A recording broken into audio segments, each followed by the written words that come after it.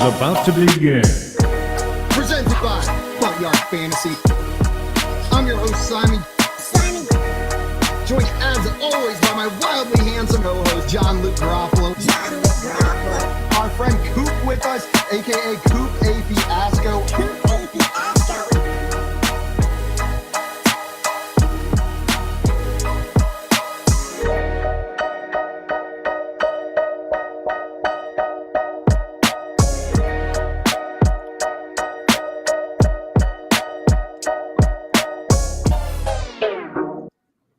What's up, everyone, and welcome to the Front Yard Fantasy Morning Show here on Bettor Sports Network. I'm your host, Simon, joined as always by my super energetic and always handsome, super goateed co-host, John Luke Garofalo. What's up, JL? I hate that you said super goateed. I never want to be described as super goateed. That is the worst description. It's too late. You're super goateed right now, JL. Compared to your normal goatee level, I would call this super. You're shaving today? I'm so sick of it. But you look so handsome. You know what? Stupid. Here, I look like my dad. Let's compromise, JL. Because no. I want to see where this beard goes. Like I understand your comfort's important, but like I'm curious because so far you're rocking it. You look like you play professional baseball. Like you're looking like the kids that bullied the weird kids in high school from the parking lot by the baseball field before practice started. Right? Like the kids in the parking lot who mocked you if your car wasn't cool enough as you drove into high school. Yeah, like, what is that? Sitting there. As in Yukon XL, what a dork. They're all pretending. It's a bunch of 16-year-olds pretending that they like the dip that the upperclassmen made them put in their lip. And they just keep vomiting because they accidentally swallow it. They don't know why they keep vomiting. They think that's part of the experience. If baseball was my passion, I would have quit in high school with the kids at my school that played baseball. Sorry if there's any Hillgrove baseball players listening. Probably is. Probably is. I say that, and like my high school best friend played baseball. He was killing it. Screw that guy. Yeah, screw that guy. What are we talking about here again? Goatees. Football and goatees. Okay, the compromise, JL. That's what we were talking about. Shave the neck, and I bet it gets instantly more comfortable. I don't know shave how. the neck. Yes, JL, right there where your neck like becomes your chin, like that crease, just shave it from there down. There's a natural stop. You can just go up against it and it'll stop it for you. Like a little ceiling? What? Like a little, exactly. You got a little ceiling built in. Yeah, that's perfect, JL. We got Maria in the chat saying, good morning, FYFers. Good morning, Maria. Glad to have you in here. And Tommy in the BSN chat saying, yo, ready, set, go. Mixing it up a little bit. And he said, looking manly, JL. Looking manly. A little bit of extra masculinity on your face these days. I hate it. Guys, we are about to get into our first segment. You guys know what it is. It's called BYOB, Bring Your Own Breakfast. JL and I are bringing topics that we want to talk about. Some football related, some non-football related, just things we got to get off our chest, things we need some other opinions on. JL, I got the first one. There's a couple things on this I want to talk about.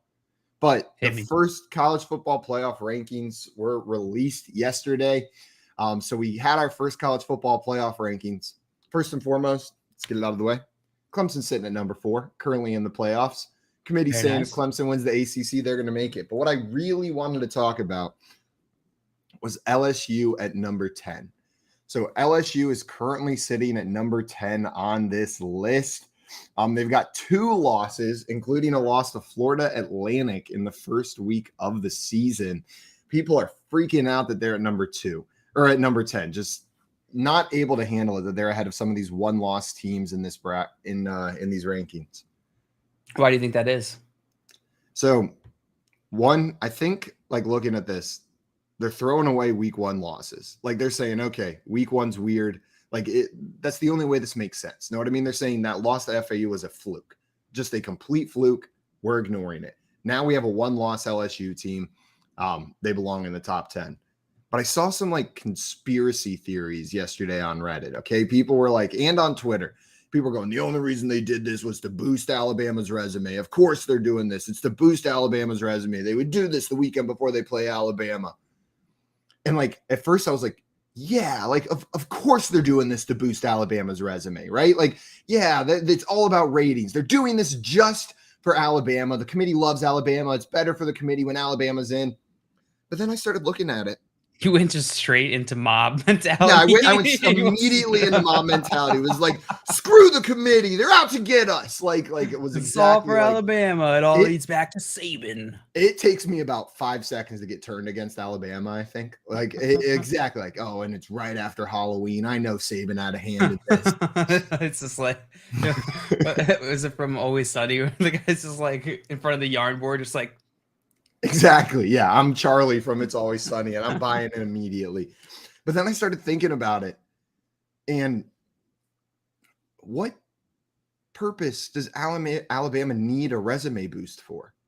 They're currently winning their side of the conference in the SEC. Like, it's not like Alabama needs help making it to the SEC championship game. If they win out, they're in the SEC championship game. And then in order to make the playoff, they just have to beat whoever's in the SEC championship game, right? They're going to have to beat either Tennessee or Georgia, the two teams from the SEC ranked ahead of them. And they have they control their own destiny. Why do they need a resume booster? Unless people are saying this is a way for the committee to try to squeeze in a 2-loss non-champion Alabama team. Like, a 2-loss non-champion isn't making it into the college football playoff unless chaos happens. Yeah. So what's up with like this conspiracy theory? Just doesn't make sense. It would be boosting Alabama's resume just for the hell of it, because they don't need it. Like, it doesn't matter if LSU's ranked or not, because if they win their division and then win the conference with a win over Alabama or Georgia or Tennessee or Georgia, they're in the playoffs. They just are. Like, there's no need for a resume boost. So I got out of the mob, pulled myself away, but I don't think they're going to listen to reason. That's pretty crazy. Do you think that you think Alabama I think makes it, Clemson makes it? Give me your top 4 prediction right now for college playoffs. Man, it's tough because, like, I agree with you. Clemson is through the tough part of their schedule. And if they win out, hell, even if they're a 1-loss ACC champ, I think they're in. They've got an easy path. I don't think they're the best team in the country this year. I think they'll probably lose in the semifinals, but I think Clemson makes it. Now, the other ones, I agree with you on that. I don't think they're complete enough to win this year. No, they just can't do it. But the other teams, like, even though I think they're better, they're harder to decide because they have to go through each other to get there, right? Tennessee and Georgia are number 1 and 3 right now. They play each other this upcoming weekend. One of them's probably going to have to make it to the SEC championship game to face off against Alabama. And I guess Alabama's still in the running, right? Like, we could potentially get 2 of these teams in there. I'll go UGA. I think they make it back this year. Then it comes down to who's going to win between Ohio State and Michigan, and I will take Ohio State. So then we've got Georgia, UGA, Ohio State, and then I don't know who gets that last spot. Georgia, Clemson, Ohio State. Man. You know what? I'll take a 1-loss Tennessee, 2 SEC teams, a 1-loss Tennessee non-P5 champion as that 4th spot. So I think we're going to see 2 SEC teams in there again, Georgia and Tennessee. Georgia wins the SEC. That's Tennessee's only loss. Then Clemson and Ohio State. Ohio State beat Michigan to get in there. You think Ohio State beats Clemson? Well, I just hope we don't play Ohio State in the first round. I hope either Tennessee or Georgia gets to beat Clemson. I don't want to deal with my Ohio State family members. Yeah, my friend Pete will be insufferable if we lose to them again this year. So, hope he's listening. Tommy said the Crimson Hide. The Crimson Hide. What did I see yesterday? I saw this TikTok where it was like 2 people just running through, and they ran through church, and it was like what church is like in Alabama. And they walked in, and they said, "Roll Christ." As they walked in, roll Christ. Roll what? Roll Christ. Roll Christ. Roll Christ. That's how people in Alabama greet each other at church. Roll Christ. Roll Christ. We got Dennis in the chat, JL. He said he needs help with a streaming DST. Please consider matchups and injuries. Okay? That's what he wants. Make sure we consider matchups and injuries. Kansas City is going against Tennessee. Cincinnati's going against Carolina. Indianapolis up against New England. And then Miami playing Chicago this weekend. JL, who would you be picking up to play? It was KC, Cincinnati, Indianapolis. KC, Cincinnati, Indianapolis, and there was one other team in there as well. Miami going up against Chicago this week. I think I would go Cincinnati. Cincinnati Bengals going against Carolina. PJ Walker has been very good, but his matchups have not been that difficult. I think that the Bengals figure him out this week. I think they shut down this Carolina offense. Man, but that Bengals secondary did not look good when they were on the field against the Browns. Like it just looked pretty rough.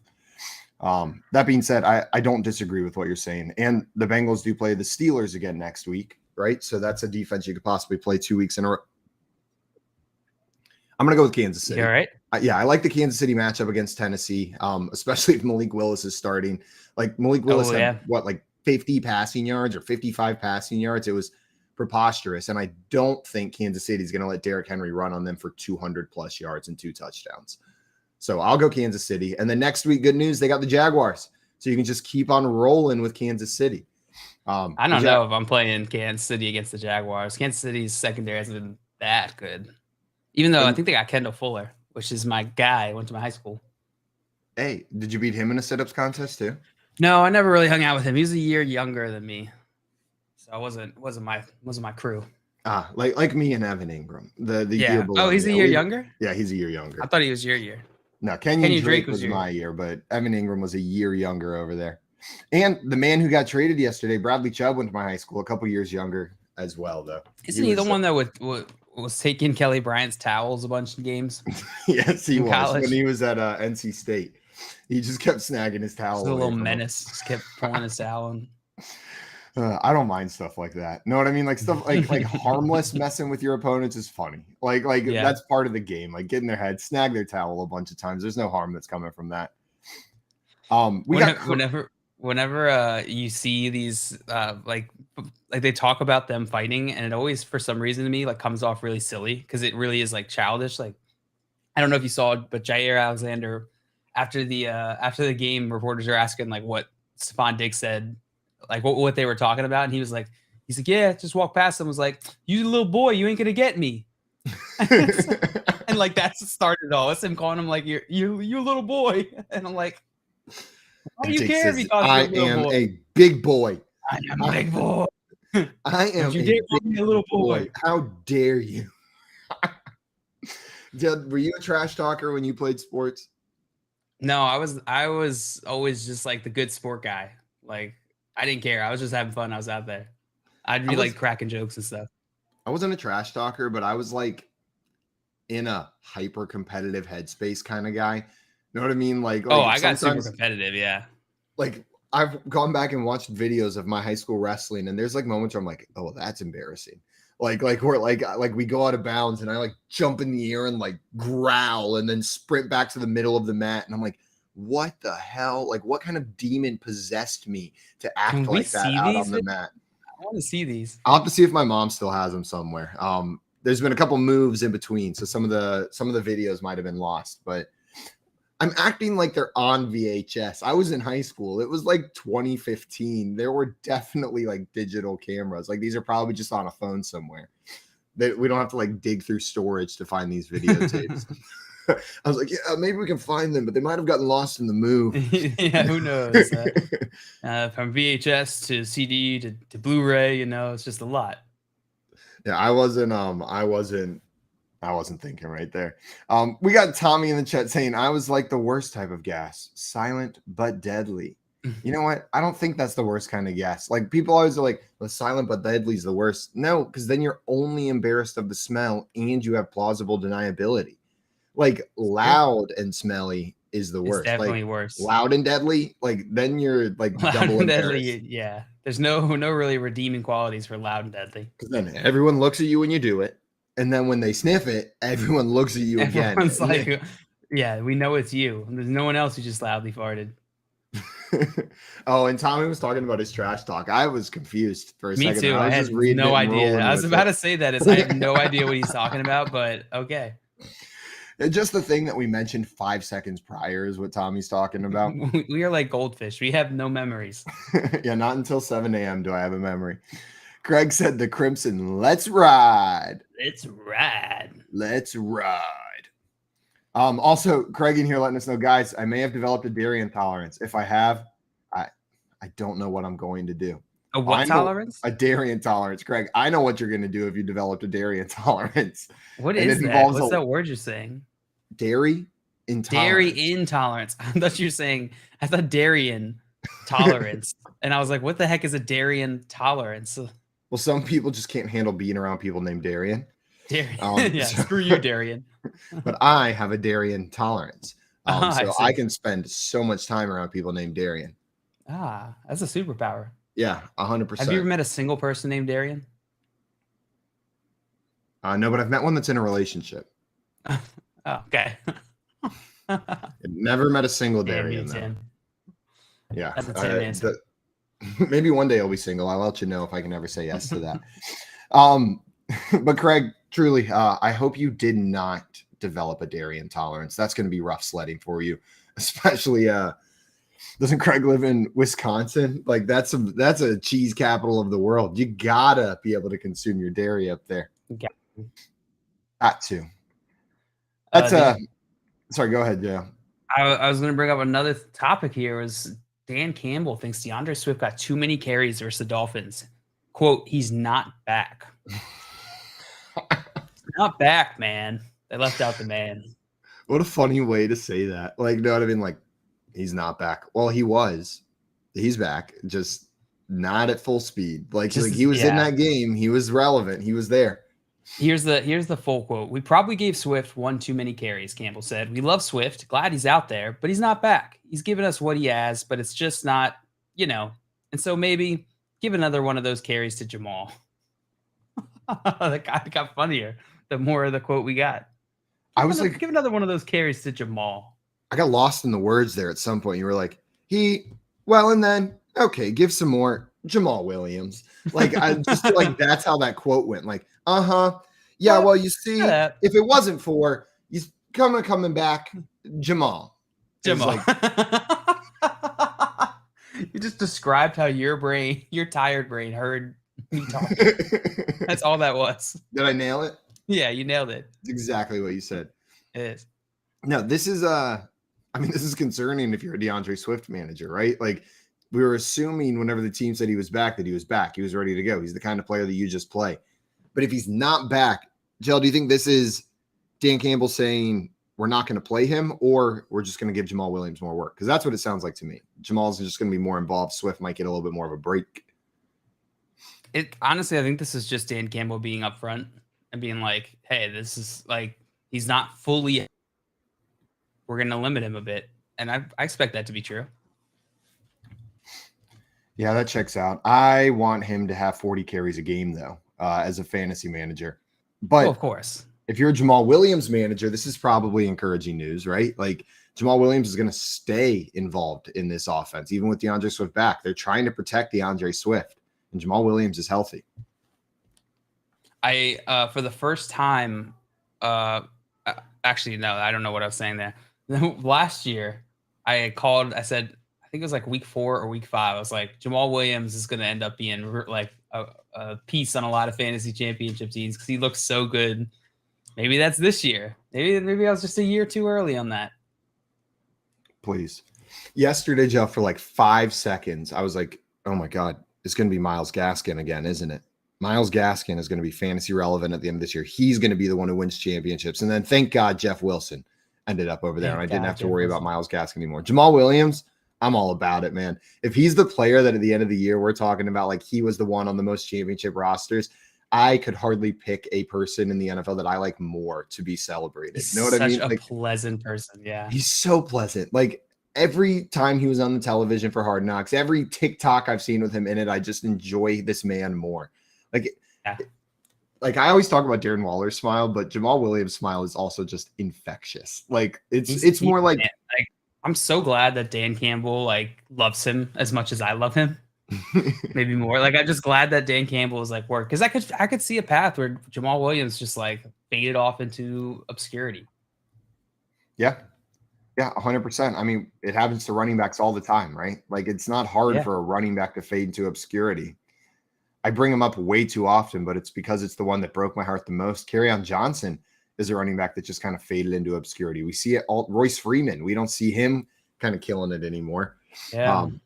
I think we thought Rashad Penny might have been going that way for a little while, but then he started killing it. Like, whenever he's healthy, he's killing it. So he escaped that trap. Yeah. He escaped that trap. Also, Jail, with the Lions, we're mentioning Dan Campbell. You and I both Dan Campbell fans, and I think most people, maybe besides Other NFC North fans are Dan Campbell fans as well, but he is 1-6. Though I do think the Lions are expecting a full-on rebuild, like not a good season. But at what point, like Dan Campbell's a player's coach, they love him, the fans love him. At what point do they start putting like some heat on this seat? Is it this season? Does he have to reach a certain threshold of wins this season? Does he get this whole year just kind of like do your thing? Is it next year? Is it the year after? Like, I'm just curious how long you think this is year 2 of Dan Campbell, right? Yeah. It's the second season of Dan Campbell. I don't think we see heat until at least next season. This was a team that was in a terrible spot when Matt Patricia left. They were not in a good spot, and a rebuild like this is going to take time. They didn't have a ton of capital. They've been slowly piecing it together, and I feel like a lot of the positive attention for Dan Campbell and Lions is going to keep his seat nice and cold. Yeah, I agree with you. I look at the numbers, right? 3-13 last year. What happens if he goes 1-16 this year, right? And it just looks pretty rough. I agree. I think he gets another shot at it next year, but I think if next year they've got 3 or fewer wins again, his seat might start getting a little bit high. But it seems like they're doing the right things, right? Do you believe in Dan Campbell, or do you just want to believe in Dan Campbell? I believe in it. I watched Hard Knocks, so I'm clearly an expert in Dan Campbell, all things Dan Campbell. Yeah, and this Lions organization. No, but I've studied extensively, leadership and psychology and cultural aspect, like building cultures. And he's a smart dude. He's an intelligent dude, and it's not easy to do what he's doing. So say what you want about the team that he has, but it's not as simple as, hey, this coach isn't good enough to completely turn the team around in one season or not. Like, there's so many other factors here. Dan Campbell, he is making the right moves. A lot of the moves he's made in terms of his team long-term are good, right? Aiden Hutchinson, Penei Sewell, like, he's been making good moves. This team will be better for sure. Yeah, I agree with you. I have to agree with you on that one. Dale, did you see Brandon Cook's cryptic tweet yesterday? It was a beautiful one. It was pretty good. He said, "Don't take a man's kindness for granted. Cover for the lies for too long. Those days are done. Cross the line with playing with my career." Brandon Cooks. Wow, that is some heat. That's some heat, right? Some subtweet heat. That's some wide receiver heat. What is he saying here? Do you think he's not going to play for the Texans? Is he not suiting up? I don't know. I could see him doing that, but I didn't realize that it was deteriorating this quickly. I can't see it faring well for him in his career if he does hold out. Yeah, I don't know that he has much leverage. That dude needs to ball out and then just go somewhere else, right? Like, ball out this year, go somewhere else. But I get it if he doesn't want to play. We don't know the whole story with what's going on with the Texans, and we also have like recent evidence that maybe this Texans franchise isn't run in the player's best interest, right? That or that this Texans organization isn't run well, like that they have flaws in the way they're doing it. So maybe he's got real frustrations with this Texans organization. I know plenty of other people do. So that could be real. But I don't know how their new leadership is. Not ownership. It's just passed down because the old owner passed away. So I don't know how they're doing. I wasn't a big fan of the older guy. I forget his name for some reason right now. But Easterby, we'll am I remembering that properly, or am I just pulling that name out of nowhere? He may be the owner of a different team. He was McNair. I forget it's Cal McNair. There we go. Easterby was their vice president of football operations. I don't know why that one came to mind. He made the prisoners running the prison comment a couple years ago, and I could not. That was one of the things where you read it and like your jaw dropped. You were like, "Excuse me, like, how stupid are you?" Yeah, I remember DeAndre Hopkins just going off on him for that. DeAndre Hopkins was not eating that. He was Cal McNair's the owner now, so Cal McNair's the son. Okay. Good. I'm glad it's in fully different ownership now. Yeah. No, if Brandon Cooks doesn't play, it's not in his best interest. I just love a good wide receiver tweet. Like it's art every single time, and I'm glad Brandon Cooks got in on that a little bit. But does this worry you for his fantasy output, Jail? Like if you're a Brandon Cooks manager, are you worried rest of season? Yeah, a little bit. I mean, I was already worried. I'm not a Brandon Cooks manager. I couldn't bring myself to draft him anywhere. Just for some reason, I have some weird Brandon Cooks like blinders on. He's always drafted too high, in my opinion. Even though I know it's probably the opposite. Yeah, I would be worried. Yeah, I'm with you. Albert in here. Good morning, everyone. Good morning, Albert. What's up, Albert? And Jay said, I'm going to use this at church this Sunday. I'm not sure which part you're talking about. Oh, But I think Jay's free. behind again, and he's hearing some Roll Christ. I think he's about 10 minutes behind over there.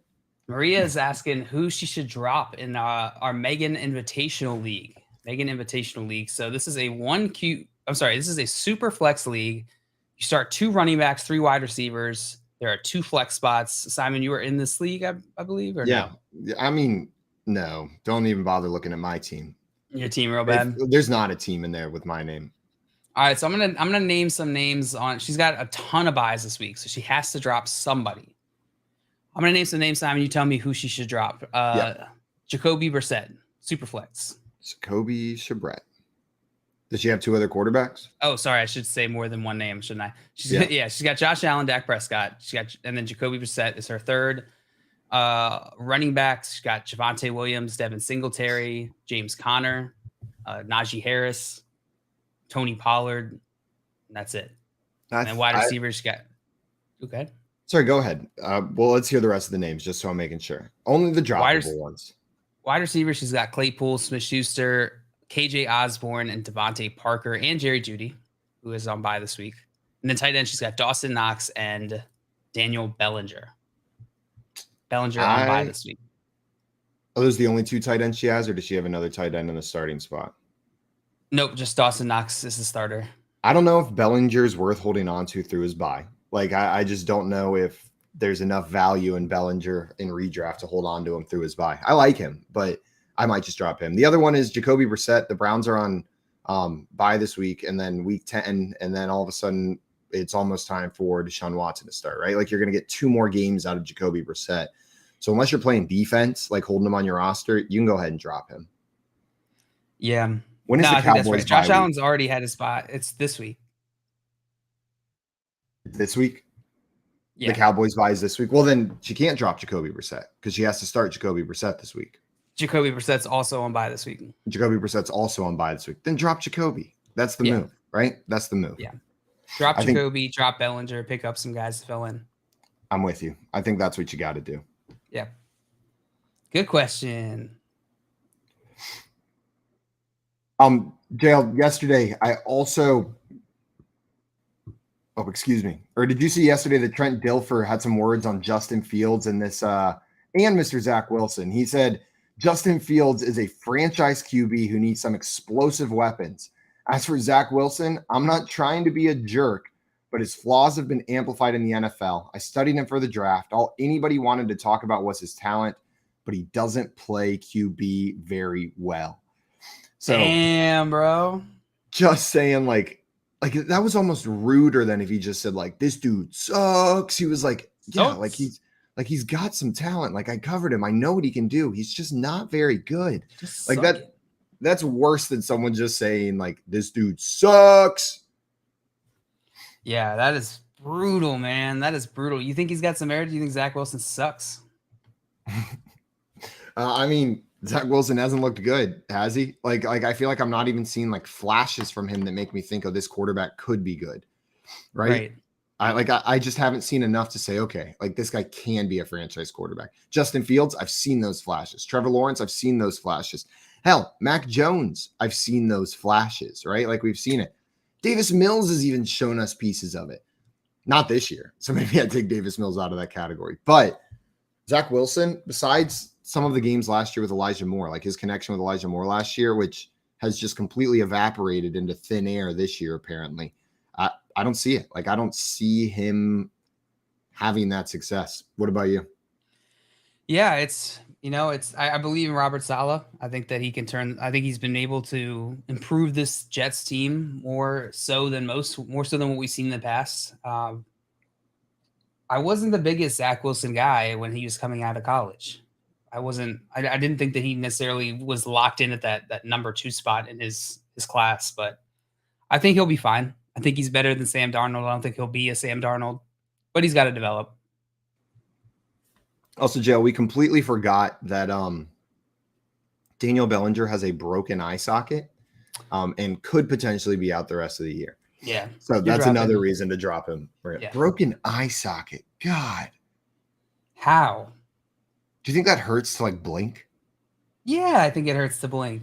Oh my God. I would just live like this until my eye healed. Just both eyes closed. I'm not doing the one eye open thing. It'll disorient me. Where's my depth perception then? Yeah, just go blind. Just go blind. Have you ever done the experience Dialogue in the Dark? It's like a traveling exhibit that they set up in different places. Have you ever heard of it? No.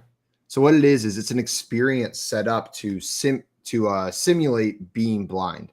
And all of the tour guides throughout it are legally blind. And it's an educational experience to learn about what it's like to go through different scenarios as a blind person. And so my dad and I were like, oh, like, let's go check this out. And so they put you in like this room, truly pitch black, like the darkest room I've ever been in my entire life. And they start with like a little mini game.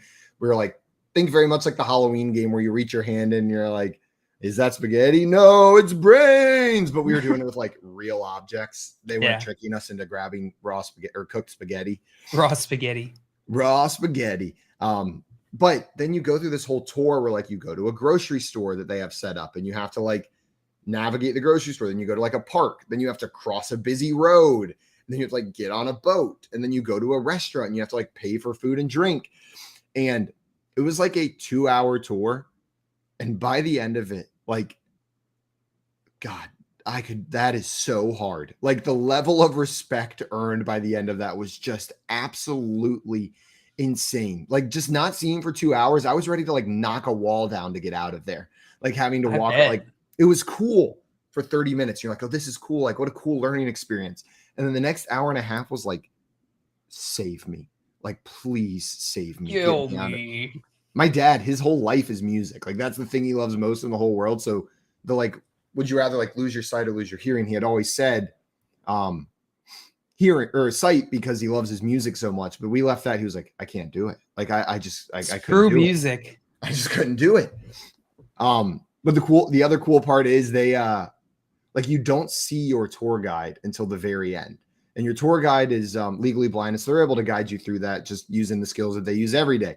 And then at the very end, you get to like meet your tour guide, being able to see them in person. And that's cool to like kind of get to know someone for 2 or 3 hours before you even get to see them, right? Like, but you're getting to know them. And like, whether you like it or not, you're developing this sort of mental picture of what you think this person looks like who this person is. You're creating this kind of like radio. Yeah. And then all of a sudden at the end, you meet them, image shattered, different person, reality check. Or podcasts, I guess, are the same. Yeah, podcast, radio. Yeah, there's certain people I never want to look up what they look like. I've just heard their voice so much. We got some questions here in the chat. Let's do it. Daniel in here saying, what would you guys do? 10-team, half PPR, home league. QBs are Dak. Running backs are Jonathan Taylor, DeAndre Swift, Kenneth Walker, Etienne, and Pierce. Nice. Wide receivers are Diggs, Lambs, Waddle, DJ Moore. Tight ends are Taysom Hill, Higbee, Kelsey/Andrews. Owners not interested in selling. Can't get them to budge. I think start 3 wide receivers, 2 running back, 1 flex. So here's what I'm doing if I'm you. I'm just winning my league. This team is so you have Jonathan Taylor, Kenneth Walker, Etienne, and Dameon Pierce. Like your running backs are so solid. Then at wide receiver, you're starting Diggs, Lamb, and Waddle. DJ Moore probably on your bench because you start 3 of those running backs. Like you probably plug one of those running backs into your flex spot. And then your tight end spot's a little bit weaker, right? Like you're not thrilled with that, but you can throw Taysom Hill in for the home run every week. Your team is so good elsewhere that it's okay if Taysom Hill lays you a 2-point game because he can also just win the week for you. He can lay you a 30-point game any given week. I don't think there's any moves you need to make. Like truly, this is just a great team, Daniel. Yeah. So in terms of like moves I would make, I would try and see it's surprising they wouldn't give up Kelsey or Andrews for a top tier running back, one of your top tier running backs. And I'd be interested in trading Swift or Pierce. I think both of those guys are probably tradable. But if they're not willing to do that, totally understand. Maybe go for one of those second rate. Maybe it's not Kelsey or Andrews. Go for one of those, second rate tight ends just to upgrade from Hill and Higbee here. And then in terms of starting them, I would also try and trade DJ Moore if I could. If you can sell him off this high, I would try and do that. Yeah, that's not a bad idea. I don't mind that move either. We got Dustin in the chat. What's up, Dustin? Welcome in. Dustin? Glad to have you here, my man. Joe, you got another BYOB topic for us? I do. Sorry, I just got distracted here. So one thing I saw, Bill Belichick.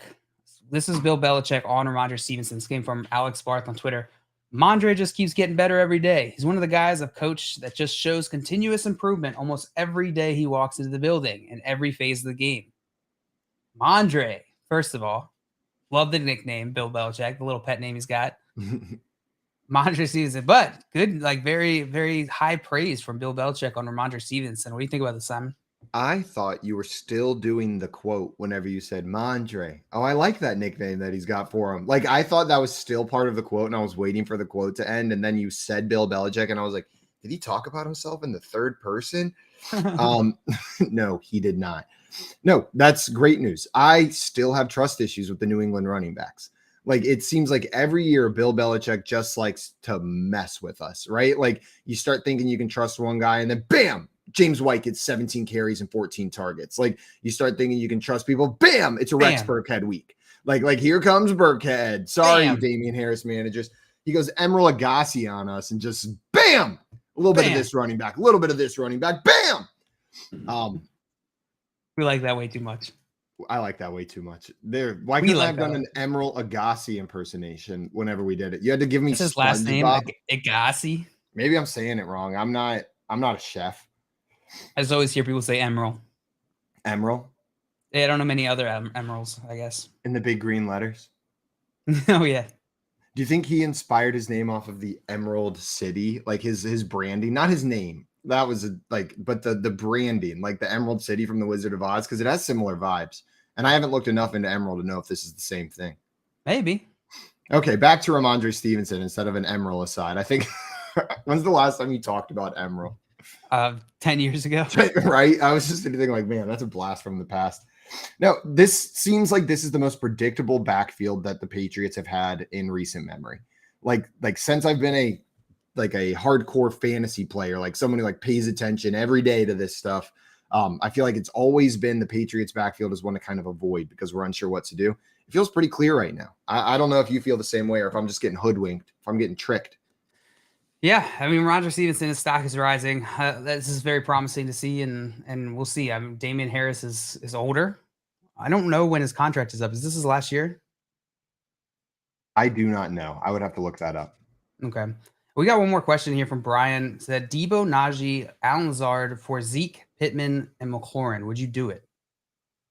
So Debo Samuel, Najee Harris, Allen Lazard for Ezekiel Elliott, Michael Pittman, and Terry McLaurin. Debo, Najee, and Lazard for Zeke, Pittman, and McLaurin. I would do that trade. Oh, wait, no, sorry. I want the Debo, Najee, Lazard side. Yeah, I'm with you. I'm looking at this, and I want the Debo, Najee, Lazard side as well. I mean, Pittman, unfortunately, has Sam Ehlinger throwing him the ball for the time being. In best case scenario, Matt Ryan comes back. But I like Pittman. McLaurin, a good asset as well. But again, I don't like that offense very much. Lazard is the top guy for Aaron Rodgers. Like, I want that player on my team. Debo Samuel's Debo Samuel. Like, he's going to be heavily involved in this offense. And I like Christian McCaffrey being there for Debo, right? One, hopefully it should keep him out of the running game. I know we like that for fantasy points, but Debo should stay healthy a little bit easier now with CMC in that offense. And dude had over 1,400 receiving yards last year on top of the rushing yards. So we don't need to worry about his production as a receiver without that rushing work. I'm on the Debo, Najee, Lazard side. Yeah, me as well. That's where I'm going. Guys, coming up, yesterday was the trade deadline, so we have a lot of trade news to talk through. We're going to get through that, and then we're going to play some hypothetically a little bit later today as well. And trade daddy Alex Korf, aka Peaked in High School, is joining the show at 9 a.m. today, so make sure you're hanging around until then. And at the end of this show, we've got our friend, former NFL running back Amon Green, coming on the show later today as well. Get hyped for that. You're listening to the Front Yard Fantasy Morning Show here on Bettor Sports Network. Better Sports Live with Rick Kamla. That's 7 p.m. Eastern, 4 Pacific on Better Sports Network. Andy Reid is the best current coach in the NFL.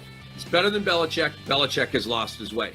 He's better than Tomlin. He's better than Harbaugh. He's better than Shanahan. He's better than McCarthy down in Dallas. He's better than all of the gangster NFL coaches right now. Sean McDermott up in Buffalo, he's better than all these guys. Andy Reid is the greatest gangster that we have at head coach in the NFL right now. And I understand that you're saying, well, Belichick is the GOAT, Cam. How can that be true? Now you're bringing up old stuff. Bill Belichick can't draft anymore, okay? Talk to me. Nick Chubb, Sony Michel. Talk to me. DK Metcalf, Debo Samuel versus N'Keal Harry. Okay, talk to me. This dude has lost his way. Remember the year when he should have bottomed out and just tanked, but he couldn't, and he went and got Cam Newton, and they were a mediocre team, right? He's lost his way. And not that he can't coach up a good defense and that kind of thing, but overall, he's lost his way. Andy Reid's an absolute badass. They draft great. He's a great coach, makes the right decisions, when to go for it, when to kick, when to punt. The guy's the man. The Playbook with Fensty and Ronis, presented by FantasyAlarm.com. I hate the stupid unsportsmanlike conduct. As long as you're not disrespectful to the opponent, you should be allowed to celebrate. How I used to say it, and to bring up, because now basketball's starting, I'm going to bring up personal. Oh, dude, it's even worse than basketball, isn't it? So Dikembe Mutombo, who used to get teed up in the 2000s, in the 90s, they didn't give a crap.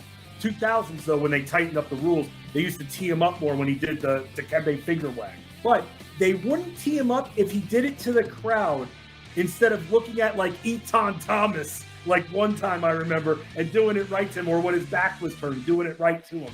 If he did it to the crowd, they would never call it. And so that makes me wonder if these players, while, yeah, they want to talk a little smack, maybe they should flex towards the crowd than at the player who they're standing over. I guess. I know it's soft, man. It is soft. Because you know what? Like we're gonna give 15 yards for that, bro. They think that, you know, want to know why they're paranoid? They think that's gonna turn into a fight.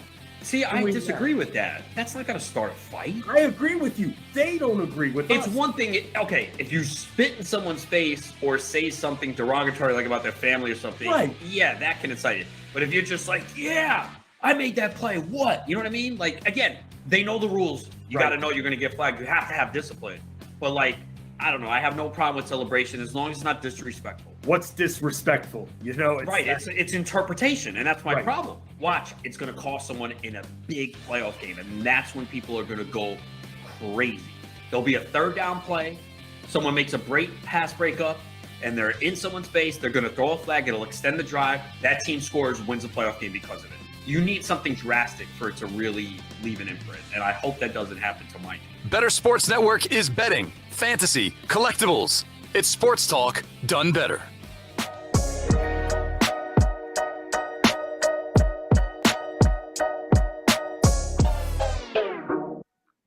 Welcome back in, everyone, to the Front Yard Fantasy Morning Show here on Better Sports Network. Yesterday was a big news day. The trade deadline hit at 4 p.m. Eastern, and NFL teams got busy with their trading, didn't they? Busy. They got busy. Oh, man, they got busy. They were going hard. That was, Jail, I feel like every year it's always like, this was the craziest blank that ever happened. What a crazy offseason. What a crazy week one. What a crazy year for fantasy. But tell me if I'm wrong. This seems like the craziest trade deadline in recent memory. Like the last day of the trade dedeadline. Am I mistaken? It feels like is it just recency bias, or is it truly like it seemed like an absurd last day before the trade deadline? Yeah, this definitely feels way more transactions than in previous years. Maybe it is recency bias. Maybe we can get back checked on that. But I'm going with my anecdotal evidence here and saying, yeah, it is the craziest. Like, not just the quantity, but the quality of player being traded as well, right? We saw some like blockbuster trades yesterday, like mid-season blockbuster trades. I'm excited to talk through some of these. Let's start up here at the top. Some of the smaller beans, but still fantasy relevant beans. Buffalo traded for running back Nyheim Hines. They sent Indianapolis running back Zach Moss and a 2023 conditional 5th round draft pick. So traded a conditional pick and their running back Zach Moss over to Buffalo for over to Indianapolis to receive running back Nyheim Hines. We knew Buffalo wanted a receiving back, like someone who could be that specialist in that game, right? It seemed like that was a need for them. They were trying to make it work with the backs on their roster, but I expect Nyheim Hines, like they gave up a conditional pick and a running back that they drafted. I expect them to use Nyheim Hines. Like, why would they make this trade if he wasn't going to have some relevancy in this offense? Yeah, they clearly have a plan for him. It'll be interesting next time we have Sal Capaccio on to ask him about this move, because it's interesting. There's a lot of feels like a lot of blockbuster running back trades at the trade deadline this year, but this I wouldn't call a blockbuster. No, this one's not a blockbuster. Absolutely not. But I think Nyheim Hines has some fantasy relevancy, maybe like RB3 range, but that's still a guy that you can roster. Like he should get enough receiving work here to be relevant, I feel like. Now Zach Moss on the other side. I see Hal in here asking already, is Zach Moss anything? JT hurt his ankle again. So Jail, do you have any interest in Zach Moss with JT banged up, or are you more interested in maybe the other back on that offense, Deion Jackson, or maybe they elevate Phillip Lindsay from the practice squad again? They used him earlier this year. I am interested in Zach Moss. Zach Moss got used to, at one point in time, it was a split between Zach Moss and Devin Singletary. Now, Zach Moss, when he got the carries, he got the opportunity, he didn't look very good. He wasn't explosive. He was a plodding running back. And so I could see them leaning on him in the absence of Nyheim Hines and with Jonathan Taylor dealing with his injury. But I think his talent is somewhat limited here. Yeah, I agree with you. Maybe a little bit less optimism about interest in him for fantasy. I liked what we saw from Deion Jackson whenever Jonathan Taylor did miss time.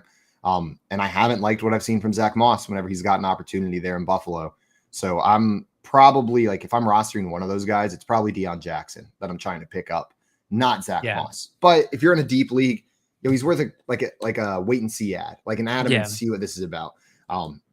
Man, this feels like a reset almost on like some of the fantasy football season. Like now there's new play, like it's a mini off season until we see them on the field, because we're doing what we do in the off season. It's all speculation. We know nothing about what these players are going to be on their new teams besides just speculative, evidence-based assumptions, right? Right. The off season. We're back, baby. I love it. It feels like Christmas time. Dustin said Zach Moss is always my starting player in Weddle.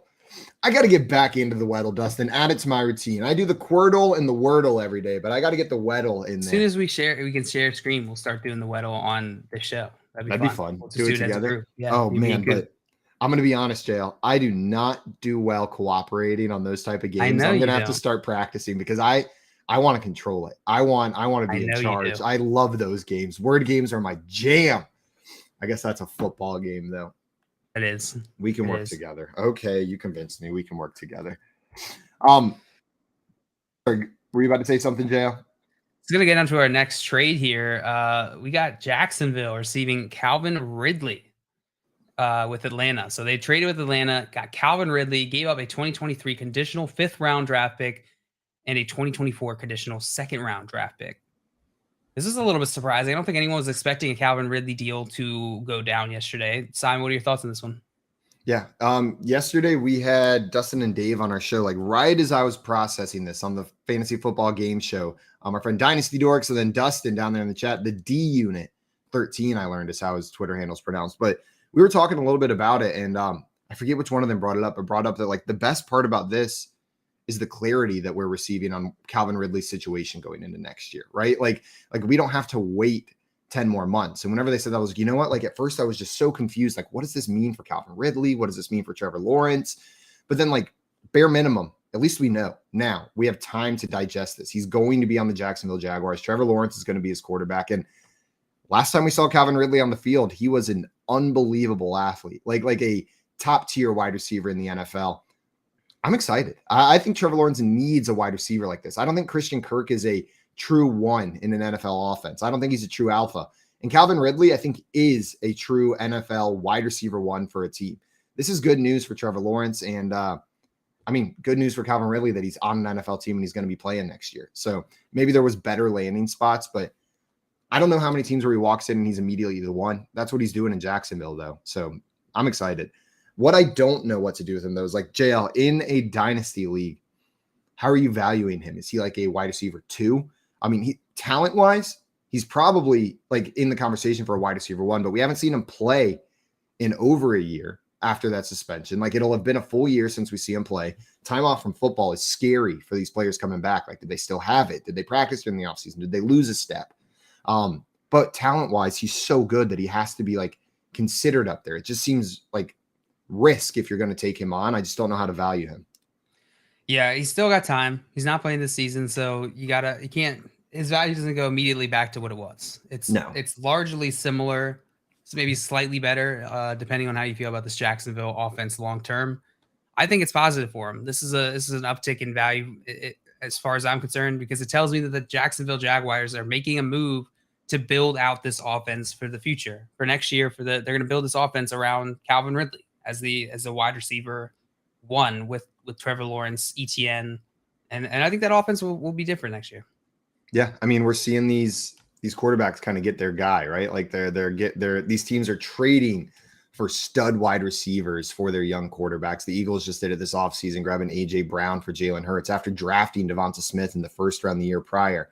It seems like the Jags and the Bears were a little late to this train on securing wide receivers for their guys, but they're trying to get in on the action now here at the trade deadline. Yeah. That was a move I wasn't expecting. Like of all the trades, I feel like we talked about a bunch of players potentially being traded, but I did not expect to see a Calvin Ridley trade yesterday. But it makes sense for Jacksonville. Why not? Yeah.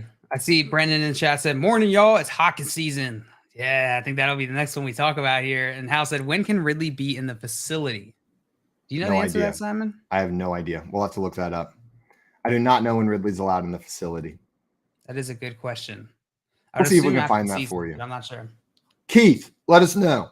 Yeah, Keith, go look quick.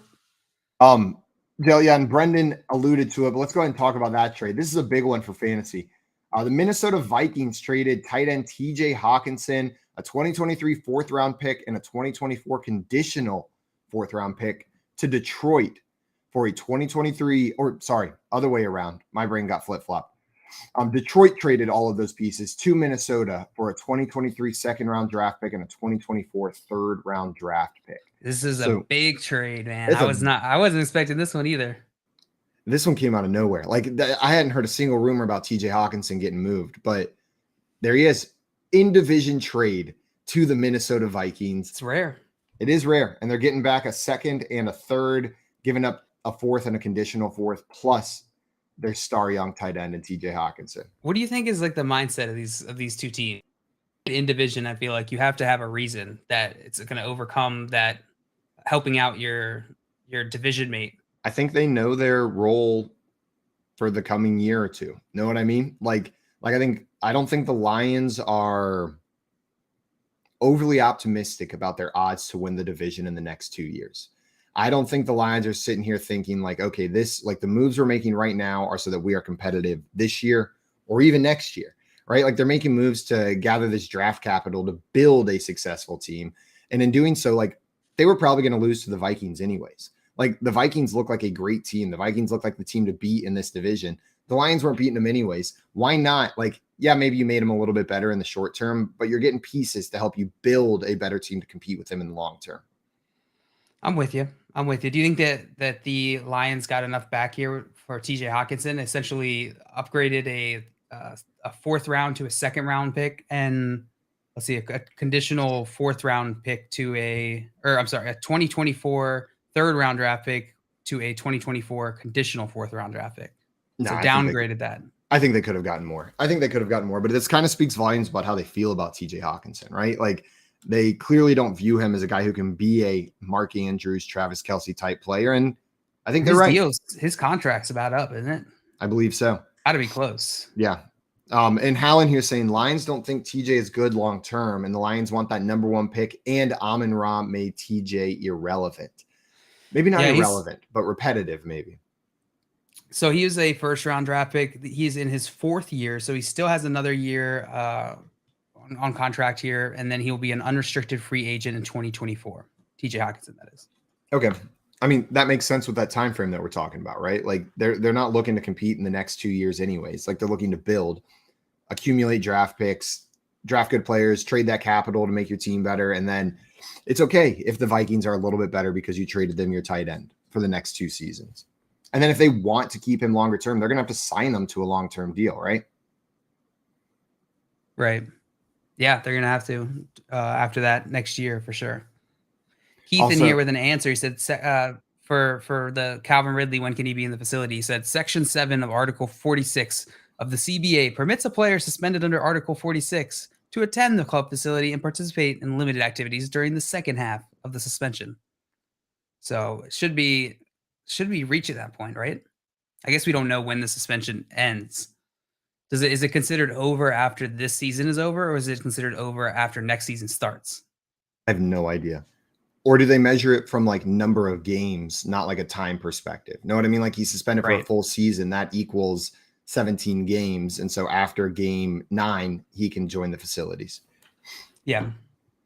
We'll I think that's see. right. I Yeah. don't know. I'm just making it up as I go. So for fantasy, TJ Hawkinson, what does this do for TJ Hawkinson and the rest of the Minnesota Vikings? TJ Hawkinson, slight bump up. He's on a better offense, but I don't think this is an offense that like heavily uses their tight end, but also Irv Smith was their tight end. So I expect like a slight bump up for TJ Hawkinson just going to a better offense. If this negatively affects someone, I don't know, maybe Adam Thielen a little bit, like just being that red zone guy. I think it doesn't affect Justin Jefferson negatively. It doesn't affect the running backs negatively. If it has a negative impact on anyone, it's Adam Thielen. But even that, I'm not convinced of. The biggest impact for me is just a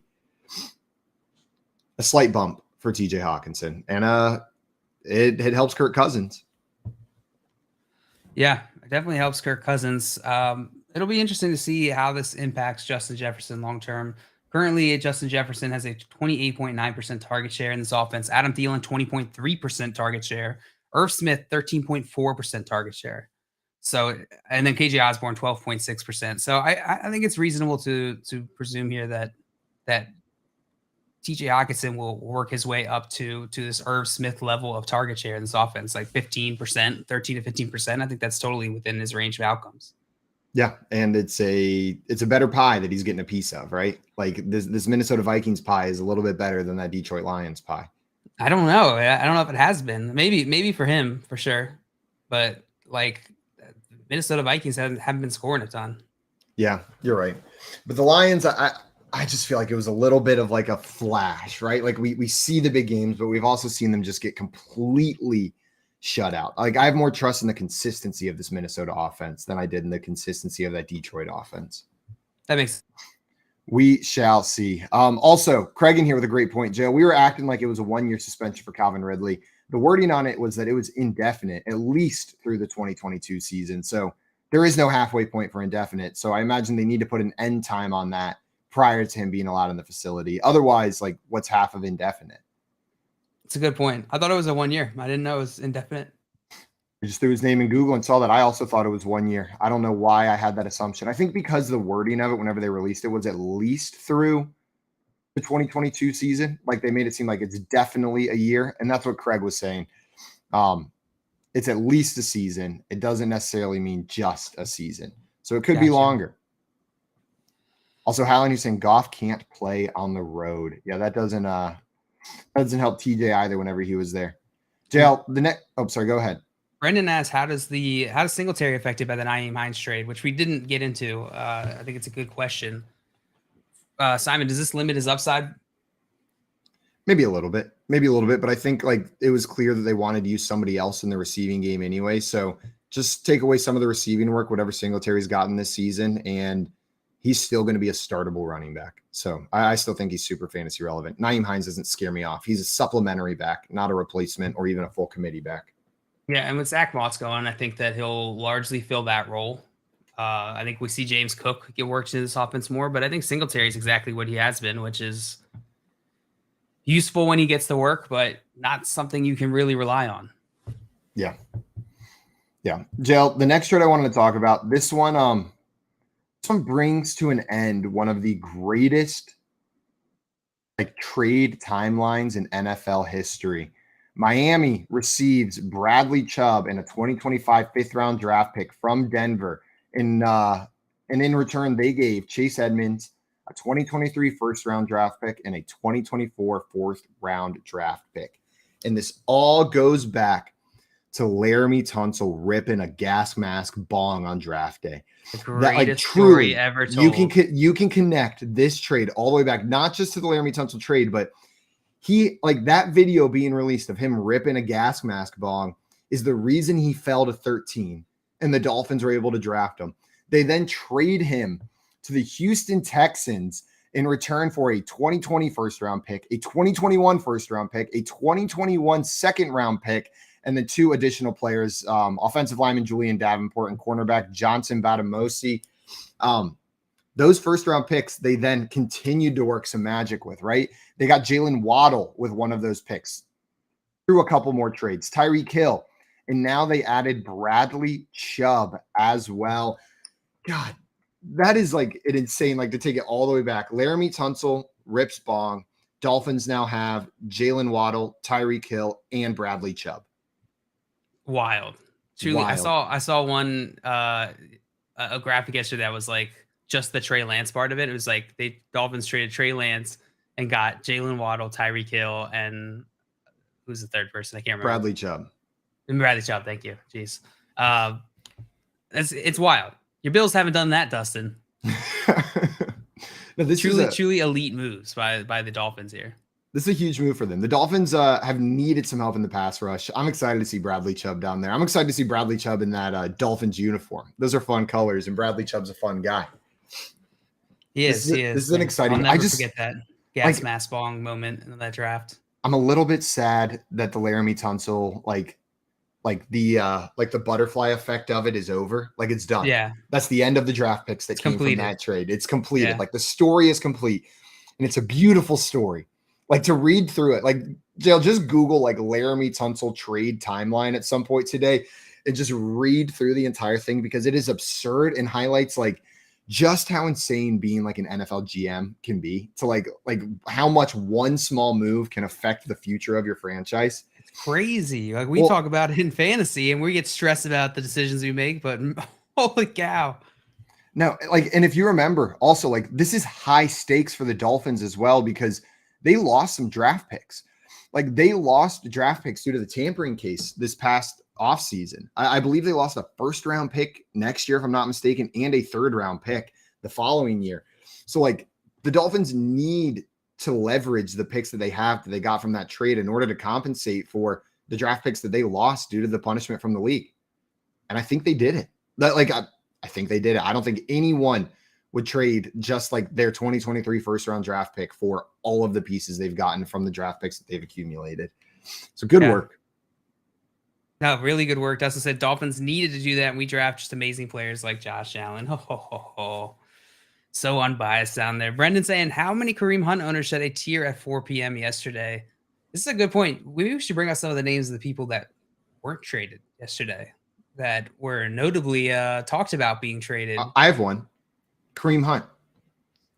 Great one. Great suggestion, Simon. Kareem Hunt. What happened, Simon? You think the Browns just didn't get what they wanted? I think he's more valuable than the Browns than anything they were offered. Like Kareem Hunt is a good running back. And yes, they have Nick Chubb, but it's not a bad thing to have 2 very good running backs on your team. I don't think the Browns were pressed to trade him. Know what I mean? Like, I don't think they were dying to get rid of Kareem Hunt off of this team. But if they got a good enough offer, sometimes you get an offer you can't refuse, you move them. They didn't get that, so they're fine rolling with 2 great running backs on their roster. Yeah, no, I think you're right. Let's see. We got Kareem Hunt. We got Cam Akers, Elijah Moore, Brandon Cooks. Another one. Did I miss anybody? What was the Cam Akers tweet yesterday? It was something very like cryptic again. He said, oh no, it wasn't a tweet from him. So Josina Anderson tweeted out. She tweeted out, with RB Cam Akers not traded by the deadline, I'm told Akers is hoping for a fair resolution for his future beyond the Rams, as he feels suiting up for them again this season isn't in the best interest for his NFL path, though the relationship is still amicable per source. So he still doesn't want to suit up for them. And he says, I'm hoping for a peaceful, like an amicable resolution here where I don't suit up for you again this season. Can you blame him? Right? Like put his body on the line for a franchise that isn't valuing him. I don't blame him. I mean, whenever you say not valuing him, do you mean like he lost his starting job, or are there other pieces of the story that I'm missing where like they have like explicitly not valued him? Like it's still a job, right? Like if they make someone else the starter, It's you work still a to become the job. starter. Yeah, absolutely. And I view this as a job, right? Like I'm not assigning blame like, oh, it's the Rams' fault that they're disrespecting Cam So Akers. that's what I'm I not thought you saying were any saying. of that.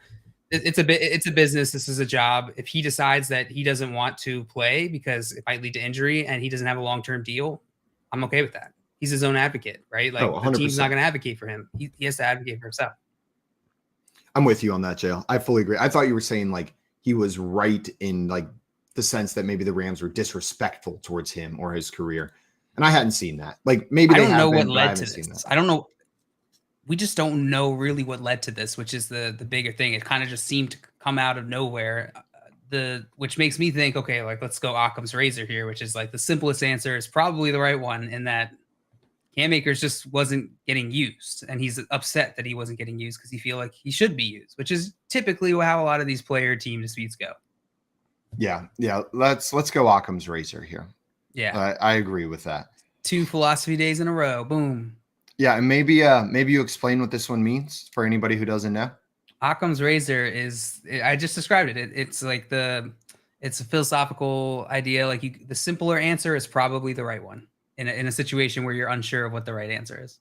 It's like electricity. It follows the path of least resistance. Boom, bingo. There we go. Put it in electrical engineering terms. Just kidding. That's the least way to make me understand something. I may have spent 6 years studying it. Sorry, Mom. Don't remember much. Now this is interesting. I'm just seeing here on the Yahoo Sports Tracker for the trade tracker. It says Denver GM George Patton said Bradley Chubb trade would have happened regardless of Broncos' record. This is from Around the NFL account on Twitter. Interesting. So they were looking to move him. They were looking to move Chubb regardless.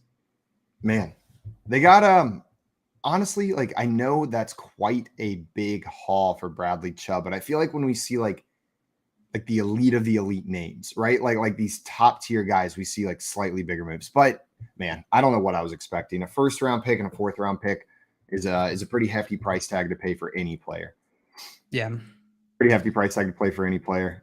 Dale, we also saw another trade yesterday. The Chicago Bears traded for wide receiver Chase Claypool, sent a 2023 2nd round draft pick to Pittsburgh for him. Getting a receiver for Justin Fields. Is that what this move is all about? Adding that guy for him? Do you think that's how they're viewing Claypool? Yeah, I don't know. Like this is a weird move for me because I'm just sitting here thinking like Bears. Why are you trading for a wide receiver right now? Like I know they need wide receiver help, but they have so many holes in that team. I don't know that Chase Claypool is going to be the piece that they need. They're giving up a 2023 2nd round draft pick. It's probably could be pretty useful to them. So next year, I agree with you, but I'm going to try to break down the thought process of like what I think the Bears are doing. I think the Bears know they need a wide receiver for Justin Fields, and their initial plan or the idea of how to address that this upcoming free agent class is pretty weak. So it's not going to be in free agency that they're going to get it done. They're looking at this upcoming draft class. They don't love the options that are going to be available in the 2nd round in this draft class, even though that may be, based on the holes on this team, the perfect place for them to add a wide receiver.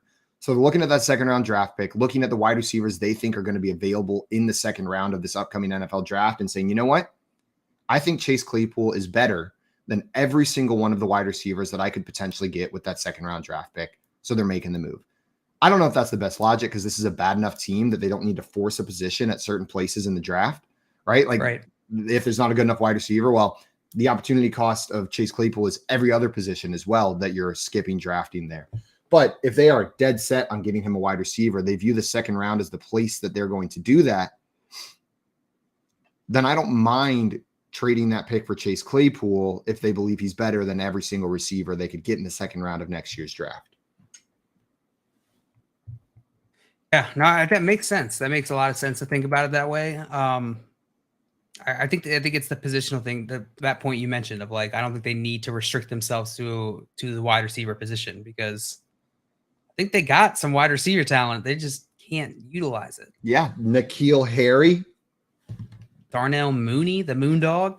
No, I mean, I don't think they have a one on this offense. Darnell Mooney's a great wide I don't think receiver. Claypool. I still don't think they have a one. Yeah, I didn't say I don't think they had a one. I still don't think they have a one on this offense.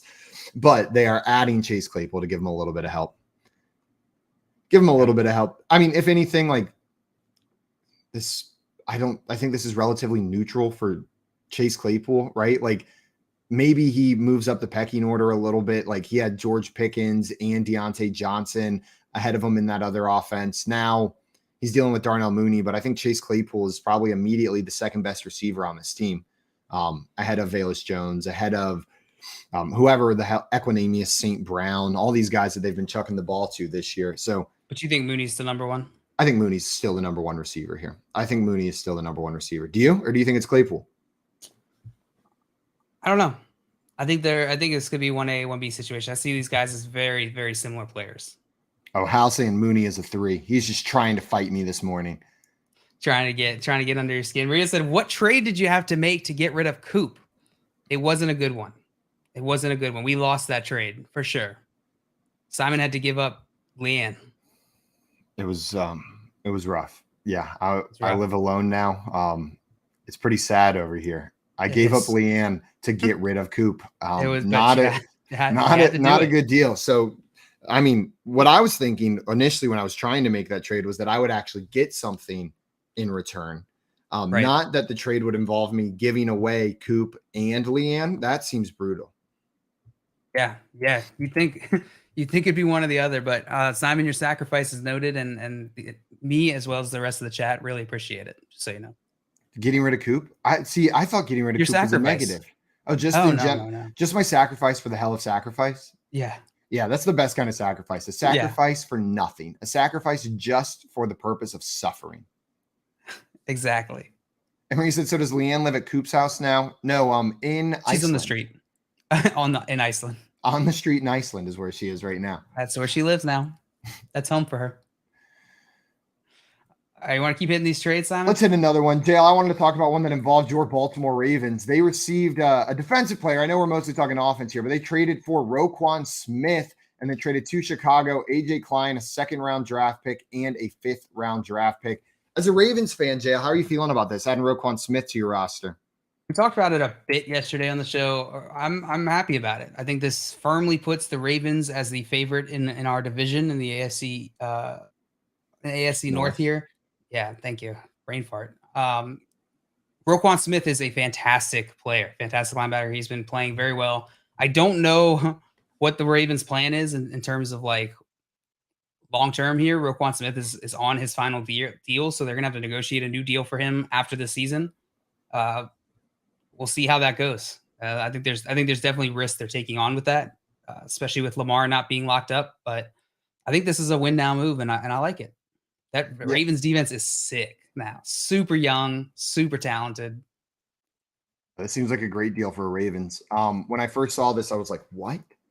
Like Chicago got what in return for Roquan Smith? Like it just didn't quite add up to me. It seems like they could have gotten more than a second and a fifth in my eyes, but maybe I'm wrong there. Do you feel good about the deal for the Ravens, like what they gave up to get him? I think they gave up a decent amount for I think that if I understand correctly, the Chicago is essentially eating his contract this year. And so they're taking him, they're taking Roquan Smith for free this year, but they're paying for it with a second and a fifth next year, and they're not going to have him locked up next season. They have to renegotiate a deal with him. It's a short-term play, the way that I see this. I don't know if it's a great deal for them, but I think it's one that it's a good strategy. Yeah. Especially given our division is very competitive, right? The AFC North is super competitive. It doesn't feel like the teams currently are playing up to their level. So maybe this is an opportunity for the Ravens. We say it's competitive, but it feels like the Ravens are just the best team. Yeah, historically it's very competitive. And I mean, looking at the records, like I know the Steelers are down at 2-6, but the Browns aren't even out of it at 3-5 with Watson coming back soon. The Bengals sitting there at 4-4. The Ravens have a 1-game lead at 5-3 in this division. So it is still a competitive division this year as well. Like Whether it feels that way or not, this division is still competitive. It is. Dustin said, did Leanne go to Iceland with Coop? No. She just went after. Independently. Totally unrelated to Coop. Yeah, Coop's they're on their honeymoon. Leanne lives there now. On the street. On the street, yeah. It's quite cold. Brandon asking, who's even the tight end for Detroit now? Does Dan Campbell suit back up? Is this a big brain move by the Lions? Yeah, Dan Campbell's the tight end now. Pass it to me, man. No, it's I mean, I looked this up yesterday. The names sitting there on the roster. Brock Wright and James Mitchell are the guys up. Brock Wright maybe sees a little bit more work, but I'm not even sure he's in the tight end glob. Like, do you really want, like, there was no relevancy prior to TJ Hawkinson getting traded. Nobody was talking about Brock Wright. Like, I don't think his role in this offense, like, they're not going to force a role for Brock Wright. Yeah, I agree with you. I think the Lions know what they're doing. They know that they're not gonna be a playoff team this year. So throw Brock out there. So throw Brock out there. Just feed Amon-Ra St. Brown. It is so. Just speaking fantasy context here, fantasy effects. Amon-Ra St. Brown up, right? Arrow up. Oh, my arrow is so up for Amon-Ra St. Brown right now. 6 to midnight for Amon-Ra St. Brown. 6 to midnight. We're going camping. Keep that say. What about the other pieces on this team? DeAndre Swift, does it affect him? Well, it definitely is positive for Amon-Ra St. Brown, without a doubt. No, I want to make sure we like highlight just how good this is. Like, we saw last year what he did when he was the only person in this offense, right? Like, that was the boom at the end of last season. We may see another end of the year for Amon-Ra St. Brown like we saw last year. DeAndre Swift, I mean, I don't think it has much of an impact on him. Maybe this offense just takes a slight step back as a whole, but I don't think TJ Hawkinson was like making this offense run whenever it was running. He wasn't the big time playmaker, except in week 4, whenever he had like 40 PPR fantasy points. Right. So I don't think this has too much of an impact on anybody except for Amon-Ra St. Brown and maybe a secondary receiver there in Detroit as well.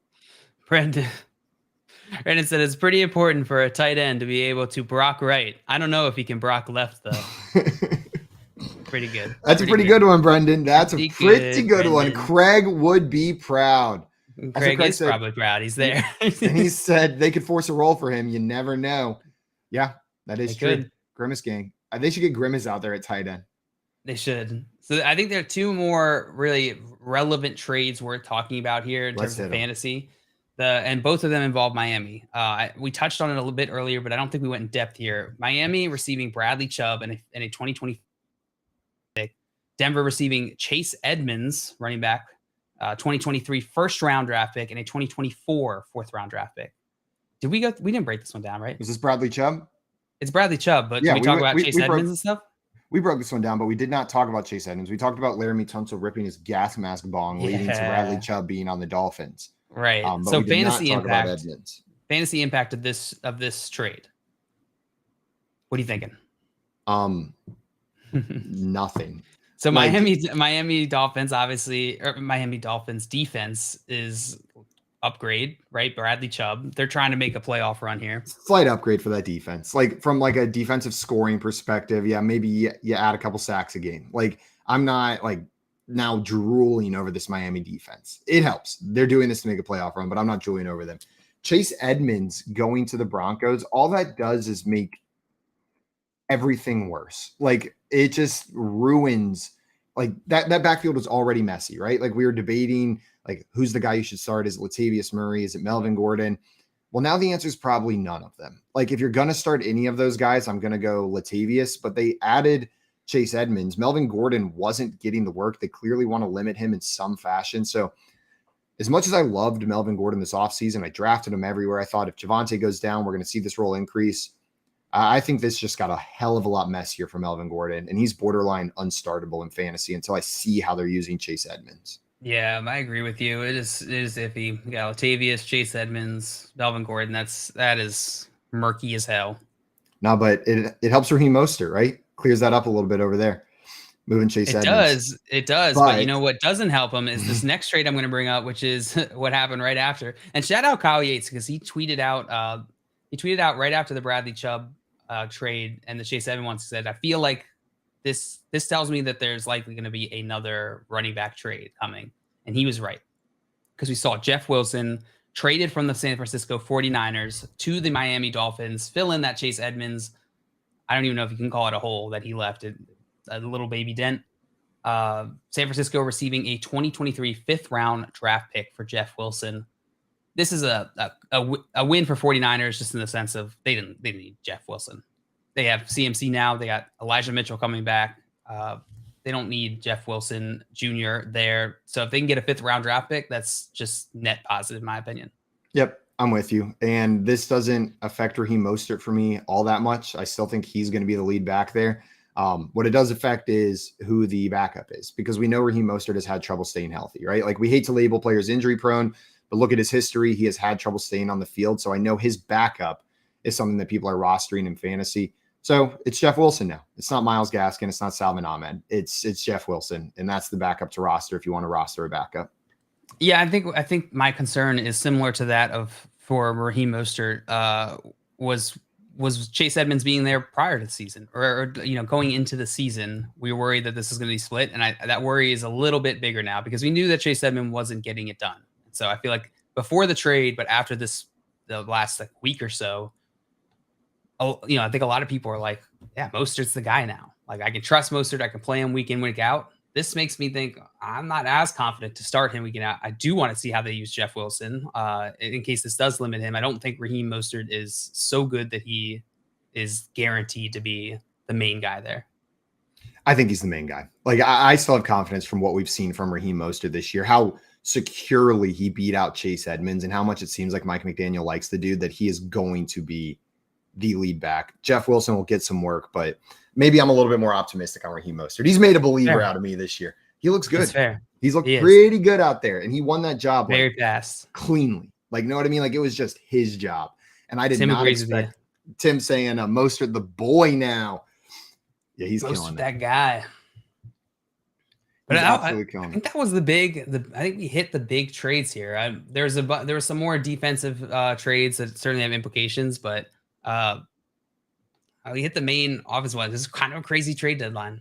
And even crazier were some of the teams that didn't make trades. Like, I expected the Packers, the Giants, the Buccaneers to get in on this trade action. Like, I kept waiting for the moves from those teams, and they just didn't happen. Nothing moved. Did not happen. Like, man, if you're Aaron Rodgers and you're watching these other teams trade for wide receivers, add pieces over here, add Calvin Ridley, add Chase Claypool, you got to be pretty pissed, right? Like, you're sitting there, you're like, seriously? Like, you're not even going to draft me a first-round guy ever. And then in the trade deadline, you're going to add nothing, even though we're struggling offensively. It's clear that I need help in the receiving game.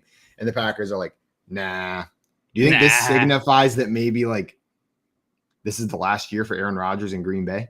Like, do you think maybe they're saying, like, okay, like, let's not spend our draft capital going out because our window is closed. Aaron Rodgers is going to leave, and we shouldn't be using draft capital to try to appease him or to help this team that isn't going to win at all. I think that's a very, very likely situation, Simon. I think that could very likely be true. If they're thinking about this as like a chess game from a strategy perspective, that would make a lot of sense. Yeah. They're not expecting Aaron Rodgers to be there in the following years. They probably want to keep that draft capital, and they're going to need to get another quarterback. Jordan Love is not the guy. Are you sure? I'm pretty sure. Yeah, I'm pretty sure. The time will tell, but it's been a lot of time. It is not looking good.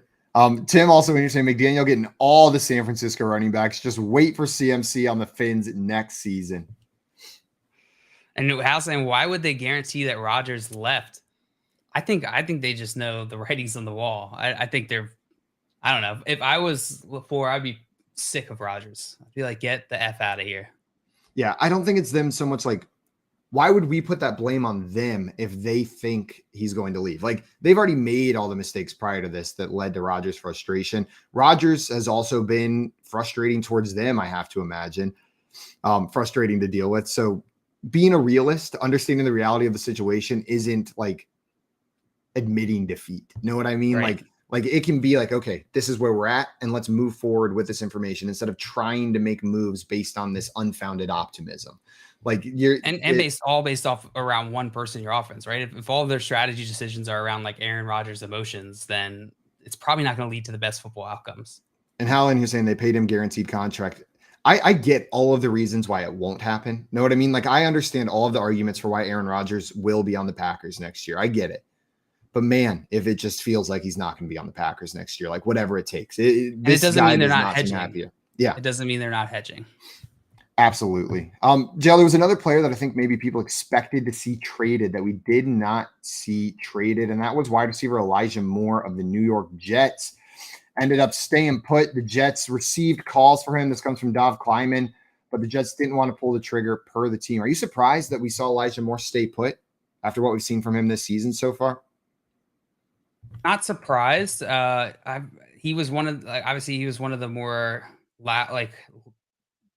we kept hearing more and more about his situation because he was more vocal about it in the weeks leading up to the trade deadline. But the Jets were pretty firm on, we're not trying to trade Elijah Moore. I feel like the way they're thinking about it is like, what's the upside, right? What are they going to trade Elijah Moore for? What are they going to get for him?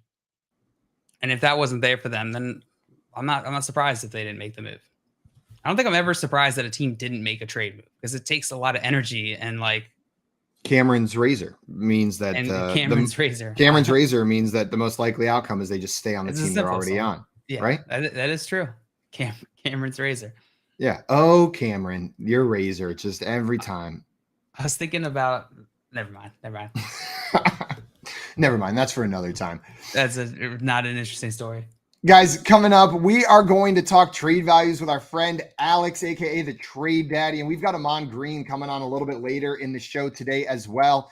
If you're enjoying what we do over here, good news. There's a whole YouTube channel with more of this. Head on over to Front Yard Fantasy and make sure you hit that subscribe button. Good luck finding it. Good luck. I just like to say, like, there is a YouTube channel that has way more of this. Good luck. It's a scavenger hunt. And here is your riddle to find it. What lives in the deep but has no sleep? Find us on YouTube. That was just that riddle means I like nothing. that. That's pretty good. That's pretty good off the dome. Just pulled it out of nowhere. Guys, right now you are listening to the Front Yard Fantasy Morning Show here on Bettor Sports Network. Front Yard Fantasy, weekday mornings at 7 Eastern on Bettor Sports Network. There was a tweet about the refs that had me kind of cracking up the other day because somebody was like, we have the technology to track the ball down to a centimeter and figure out, what speed these guys are running on the field.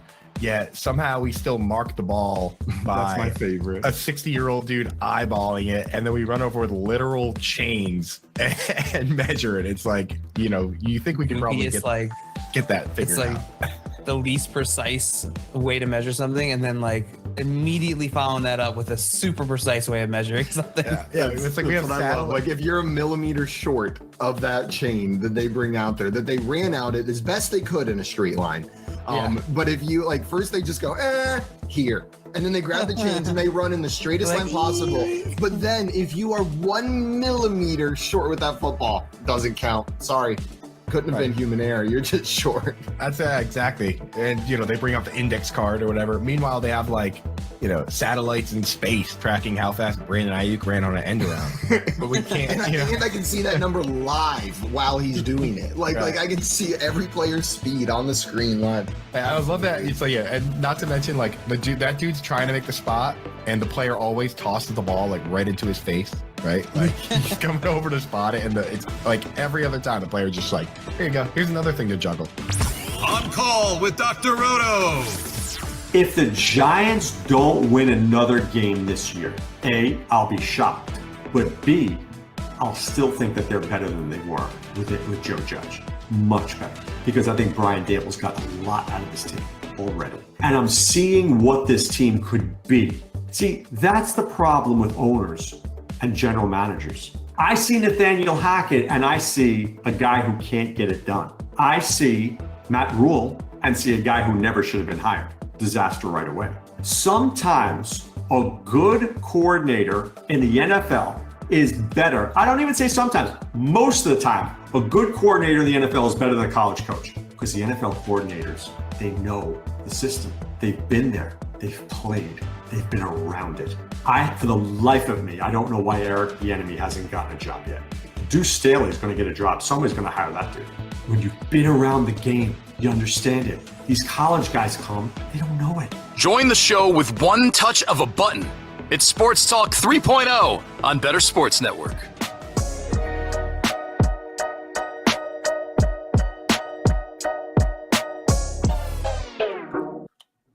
What's up, everyone? Welcome back into the Front Yard Fantasy Morning Show here on Bettor Sports Network. How's it going, JL? You feeling all right still? I figured I'd do a check-in about halfway through. I'm feeling good. Feeling good. How you feeling, Simon? Fantastic. Never been Woo. better. Number one Day. Number one day. morning. Good Best time. day of the day. Actually, Happy maybe boys. yesterday was a pretty good number one day with all the NFL news. That was preposterous. That was an overflow. Like that whole segment right there was just one day's worth of news. Like we have talked. There was so much to talk about. And there's more to talk about. More we could have talked about. We skimmed over some of it, right? There was infinite more to talk about, but man, that was I love football. That was exciting. Just pump it into my veins. I feel like that Browns Bengals game on Monday night. I know it wasn't even the best game, but it was just this moment where like I had this like, man, I love football. Like I was watching it and it was just like, sometimes you get in the grind and I always enjoy watching football, but I was sitting there and I was like, God, this is so cool that we just watch football. And then tomorrow I get to talk about this with my friends. Yeah. It was one of those moments where I was just like, this is the absolute bomb. Like this is the best. Go to work.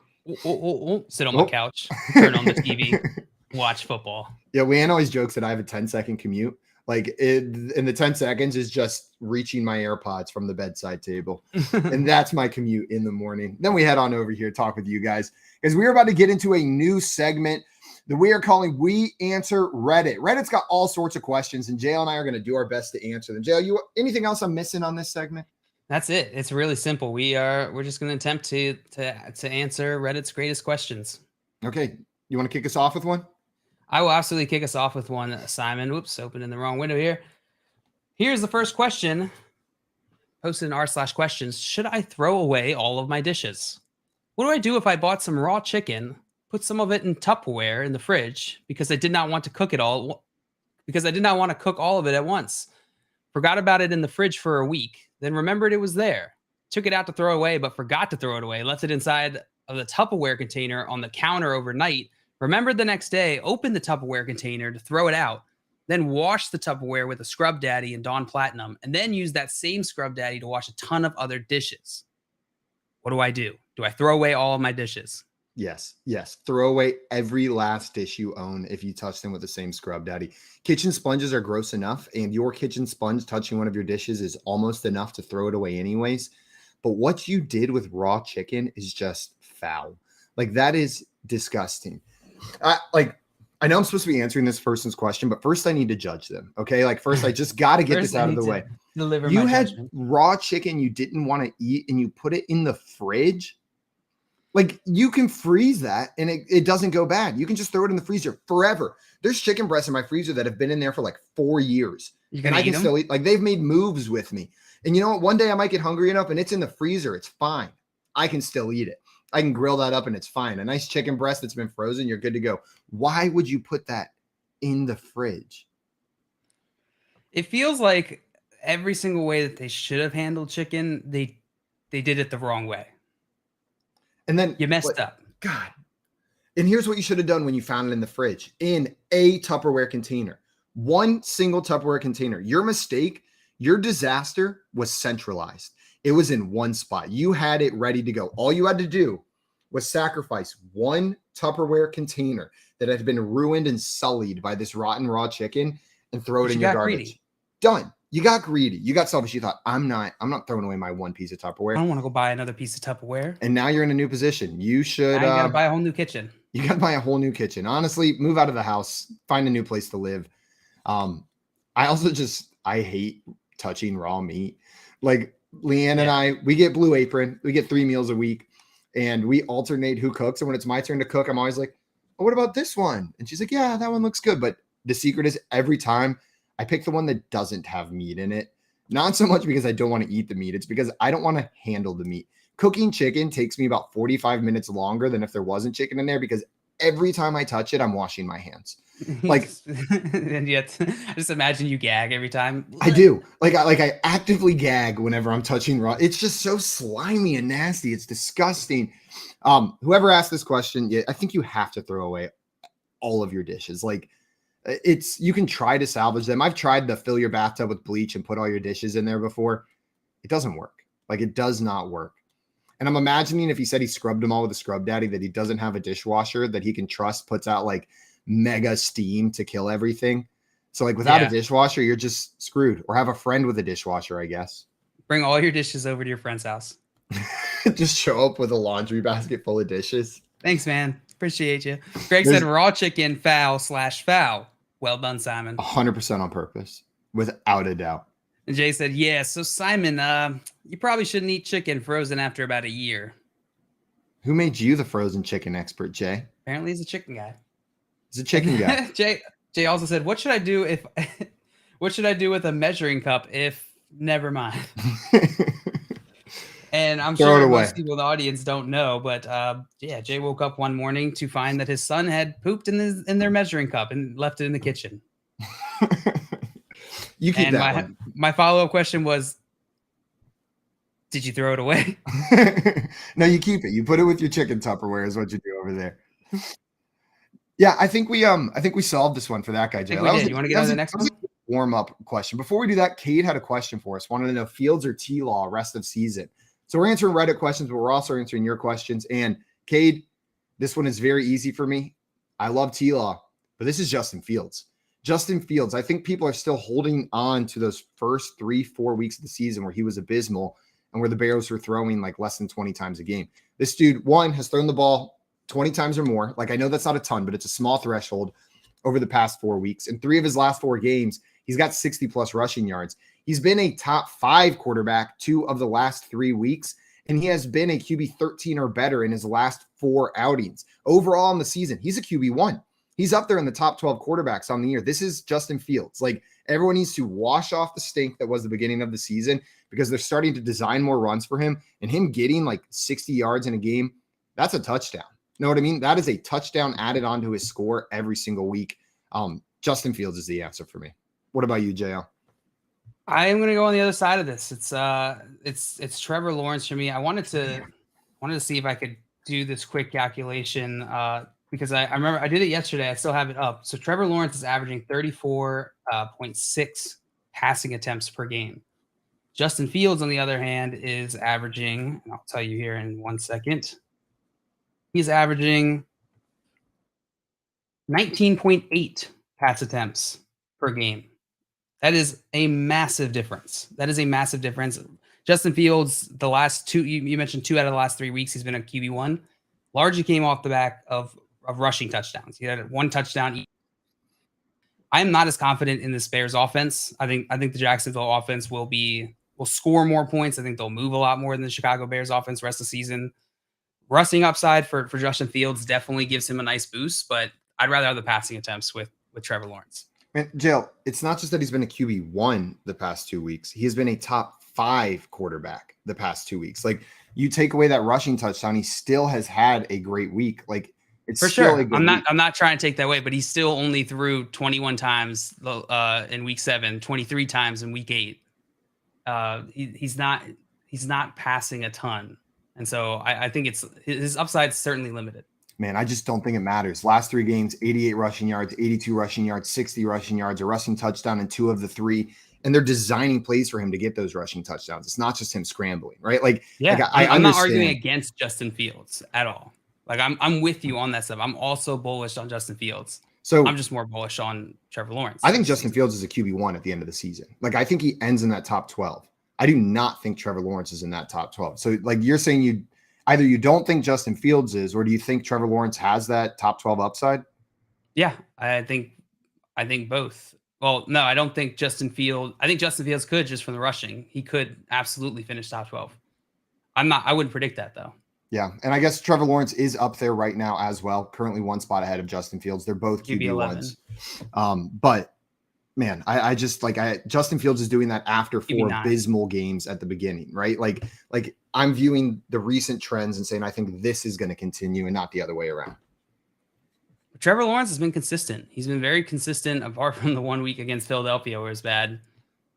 It just, and I guess last week was not fantastic from a fantasy perspective, but apart from that, he's been fairly consistent. He's been a solid QB1 for you. Yeah. After week 3, I see Caden here asking what are his average passing attempts after week 3.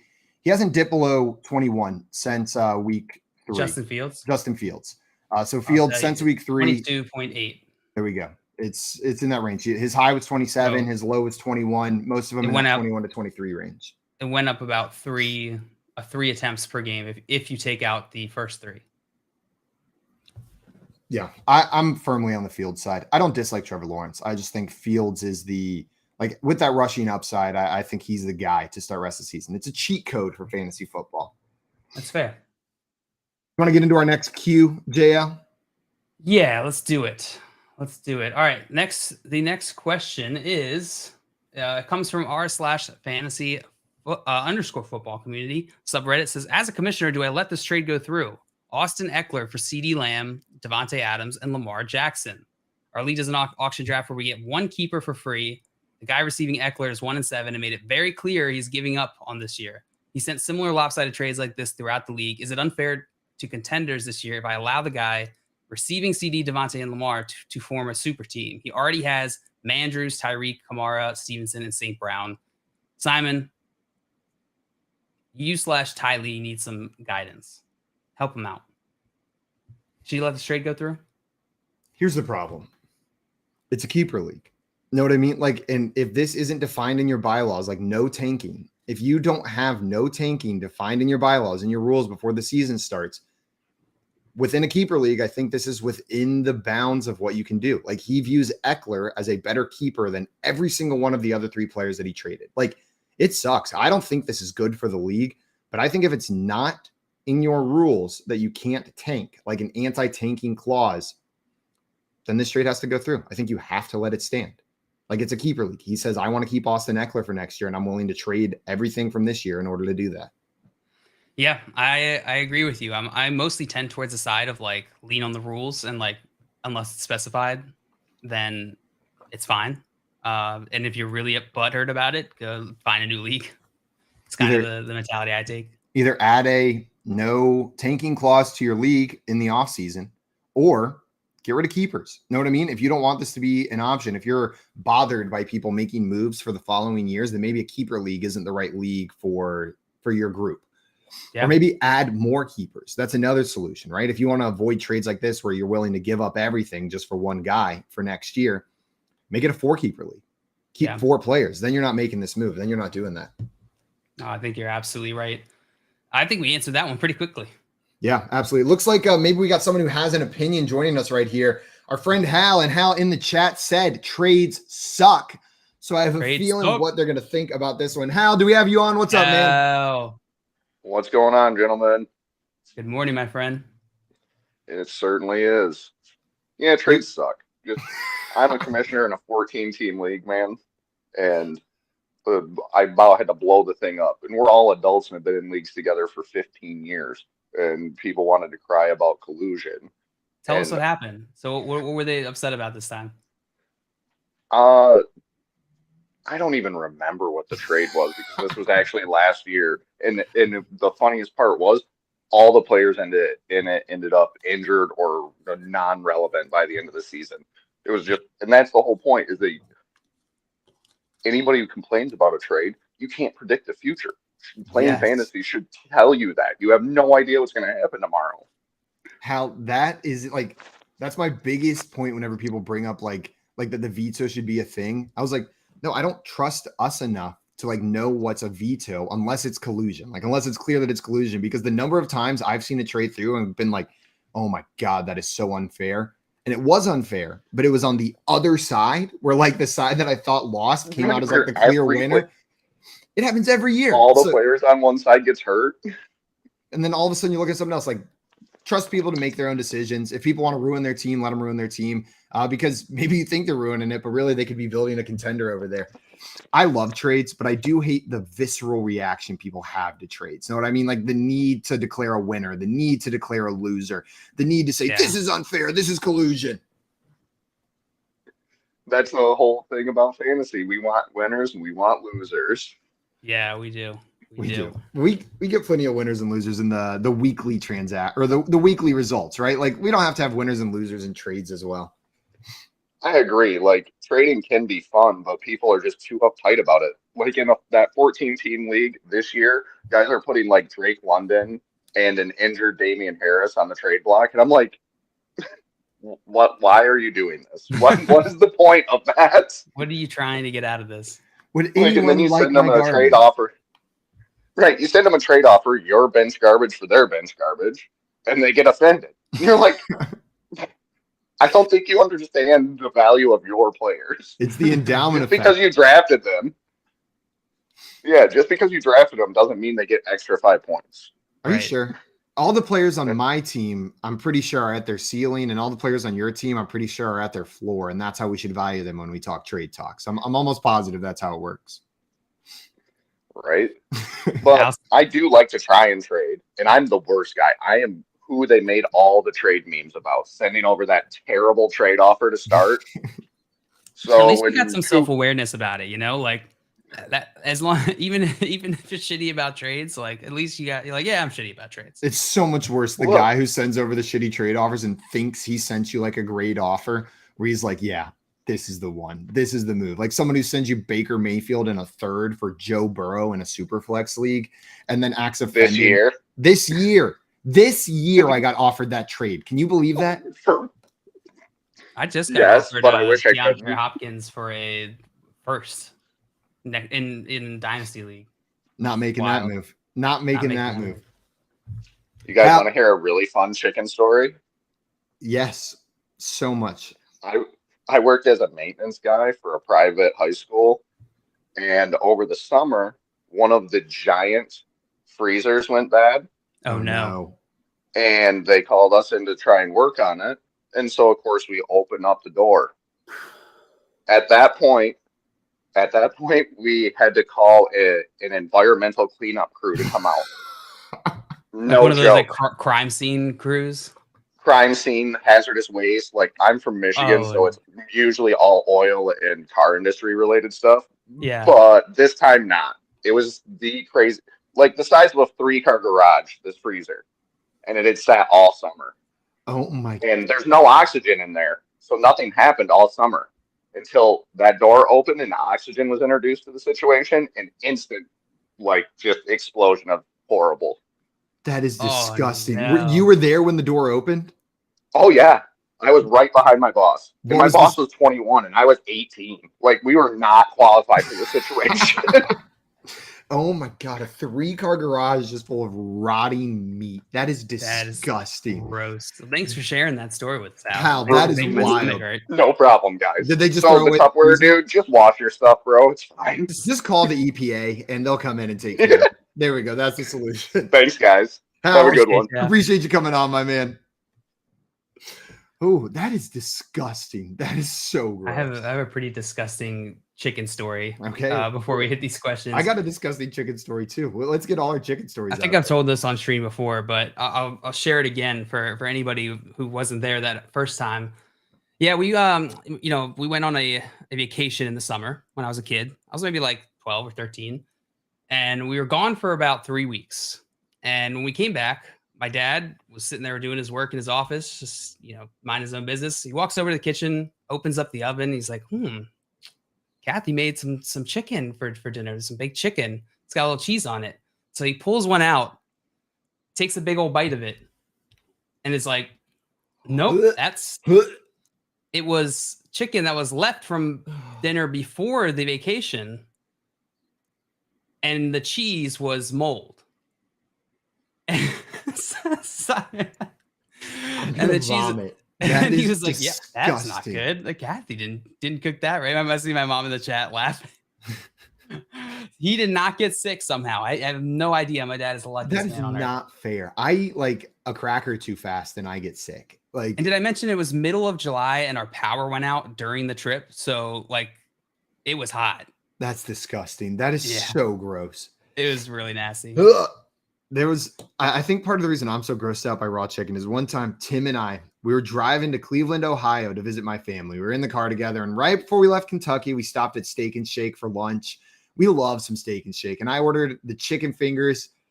They come out. I'm so excited. I've never had a bad chicken finger from Steak and Shake, right? Like Steak and Shake just absolutely kills it. And I go to bite into it, and it's really chewy, and I like rip, and then I look down, completely raw inside the breading, 100% raw chicken. And I spit it out. The Tommy Trembles. And I called the waitress over, and I like just showed her the chicken finger, and she grabs my plate and she goes, "What the fuck?" And just runs off to the kitchen. And like from the restaurant, everyone turns over because they have an open kitchen at Steak and Shake, as she just lays into the cooks. Like everyone got silent in the restaurant, and they're looking at the kitchen as this waitress just went off on the fact that they gave me raw chicken tenders. It was a spectacle. Like it was uncomfortable. Props to her. No, but then they gave me the entire meal for free. And I gave her a tip, the price of the meal. I didn't want you to sue them. They just comped every single thing on that meal. It wasn't even a problem. Lord. All right, let's hit some of these questions. Tyson in here. Yeah, we haven't answered this one yet. Josh Palmer, Kadarius Toney, or Drake London at the flex, PPR. So week 9, Josh Palmer, Kadarius Toney, or Drake London this week, Simon. Give me Josh Palmer. With Mike Williams going to miss time, he saw what was like 12 targets in his last game. He seems pretty involved when either Williams, Allen, or both miss time. So I know Allen's expected back this week. Like we're expecting him to play, but even with him back, I expect Palmer to have an extended role. So Drake London's not even enticing to you here? They're throwing the ball 6 times a game. three times a game. Yeah. Joshua Palmer has got a nice matchup going against Atlanta. It's Atlanta and Chargers this week. I'm with you. Josh Palmer for me as well. Josh Palmer. Also, some of these trade questions I see in here, we do have the trade daddy himself joining us in less than 10 minutes. So maybe we hit some of those trade questions with trade daddy whenever he comes on. That is smart. Yeah, we will do that. So yeah, if you ask one of these trade questions, we will hit it momentarily whenever the trade daddy comes on here at top of the hour. Yeah. Lucius did have a question for us that wasn't a trade question though, JL. He said, who do you prefer rest of season, Debo or Pittman? Who do you prefer rest of season? Debo. And a major, the main tiebreaker there is the offense that he's on. This Colts offense is looking horrific. Sam Ehlinger just not the guy right off the bat, which isn't surprising, right? None of the Malik Willis didn't play well this week. None of the quarterbacks from this class have really established themselves yet. I wouldn't expect Sam to do that either. Debo they're making moves that they're trying to make a run for it. It's a CMC move. I'm all in on Debo. Give me Debo. It's Debo Samuel. It's a better offense. I think it's a better player and better quarterback, at least for right now. For him. What the F? You just read the Will comment? Is that what you're reading? Yeah. I was processing that one. I was sitting here going, how do I bring this up? How do I say this out loud? I'll let you do it instead, JL. Okay, Will in here, our guy Will. What's up, Will? Said, my grandma has always hated cooking chicken. One day I asked her why. She said, because it reminds me of cooking little pieces of babies. Still not sure what to think about that. I don't blame you. That I would still be processing that as well. Well, one, thanks for putting that image in my head. Know what I mean? Yes. Thanks for making it so without a doubt, the next time I'm cutting up a chicken breast, that's what I'm thinking about. Like that is going to be in my mind, and I resent you for that, Will. There's true resentment in my soul towards you for putting that in my mind.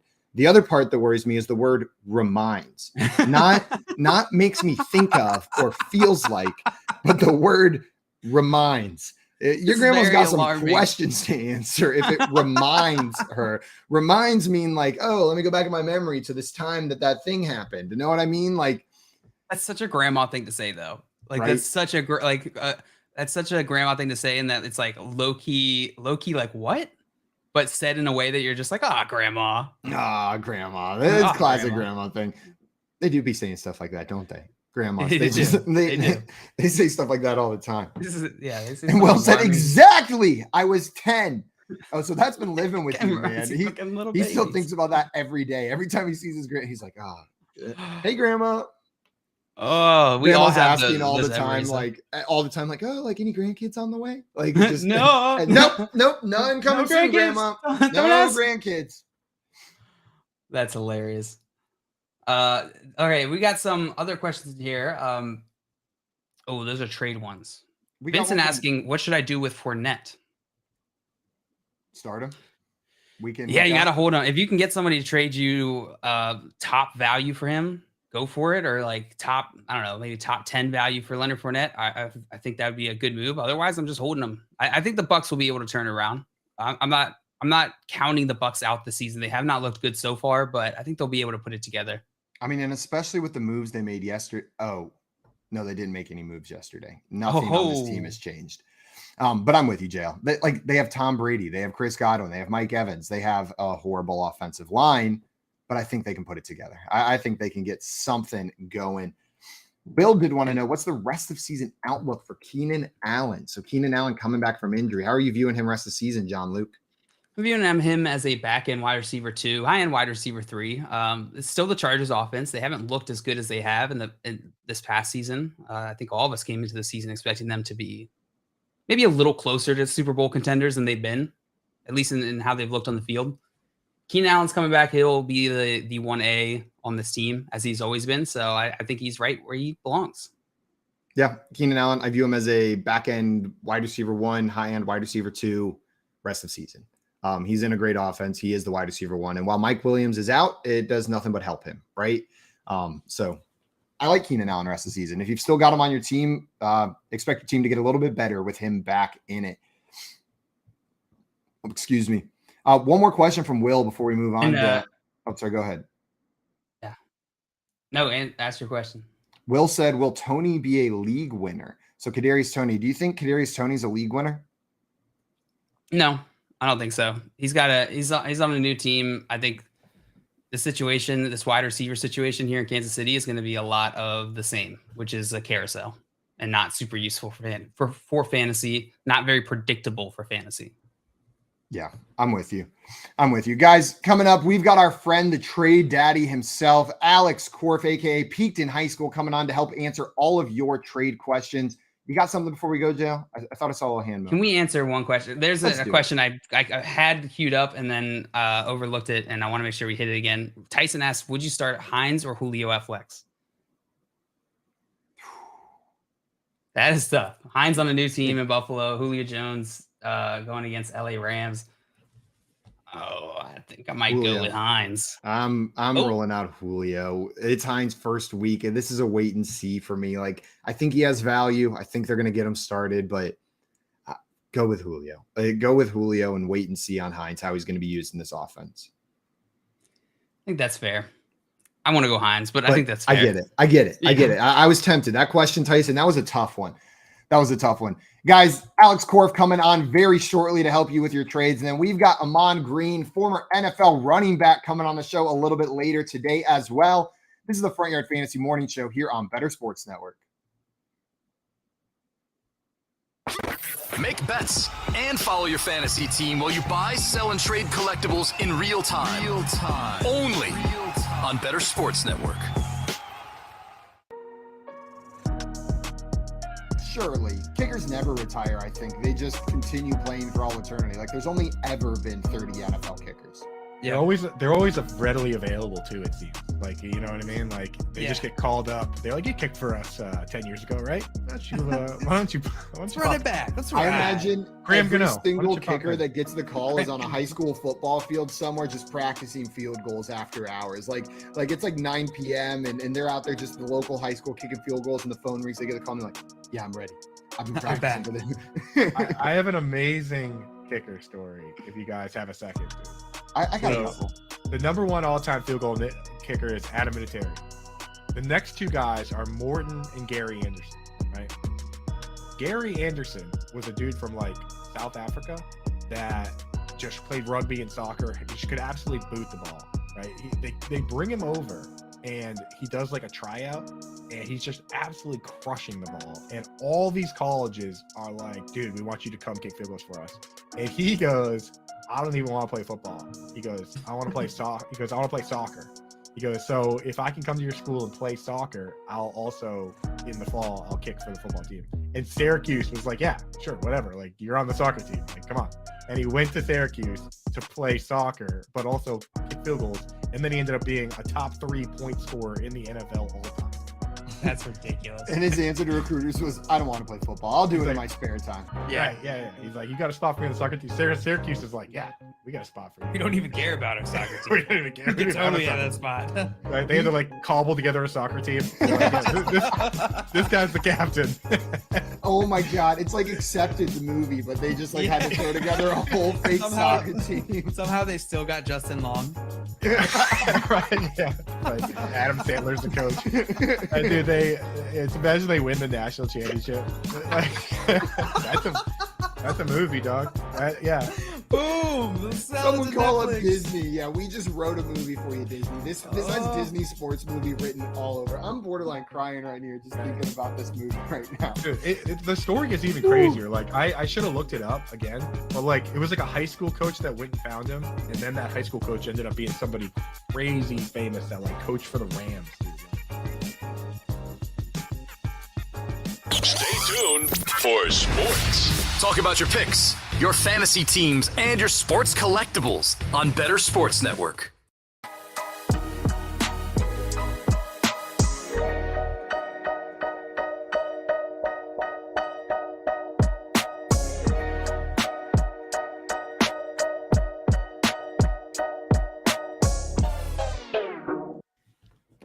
Welcome back in, everyone, and good morning here on the Front Yard Fantasy Morning Show on Bettor Sports Network.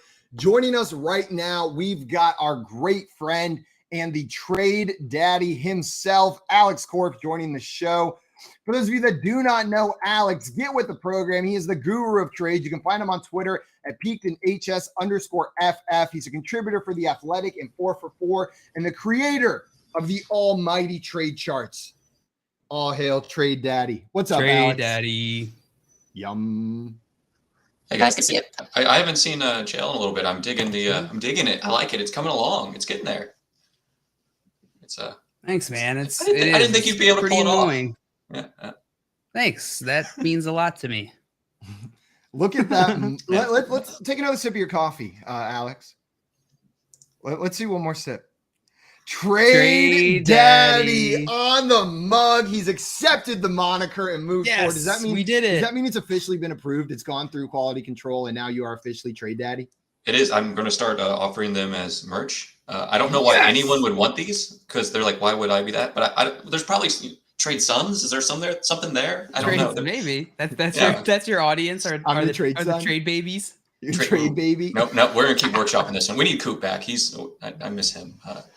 He's definitely the name guy. My trade children. That sounds like you're the leader of a cult. Yeah, my trade children. My trade children. Trade Daddy and his trade children going out there. Alex, we've been getting tons of trade questions today. We've saved them up for you so we can answer a lot of these. For those people that are joining us for the first time, maybe are unfamiliar with your trade charts, do you want to explain to them how these work, how people use them? Yeah, sure. So, other people have made trade charts. Mine are a little bit different as I'm aggregating expert consensus ranks to seed a model to look at a larger scale or a larger picture than just one expert. Because typically there's just going to be bias, right? Like we all know that JL.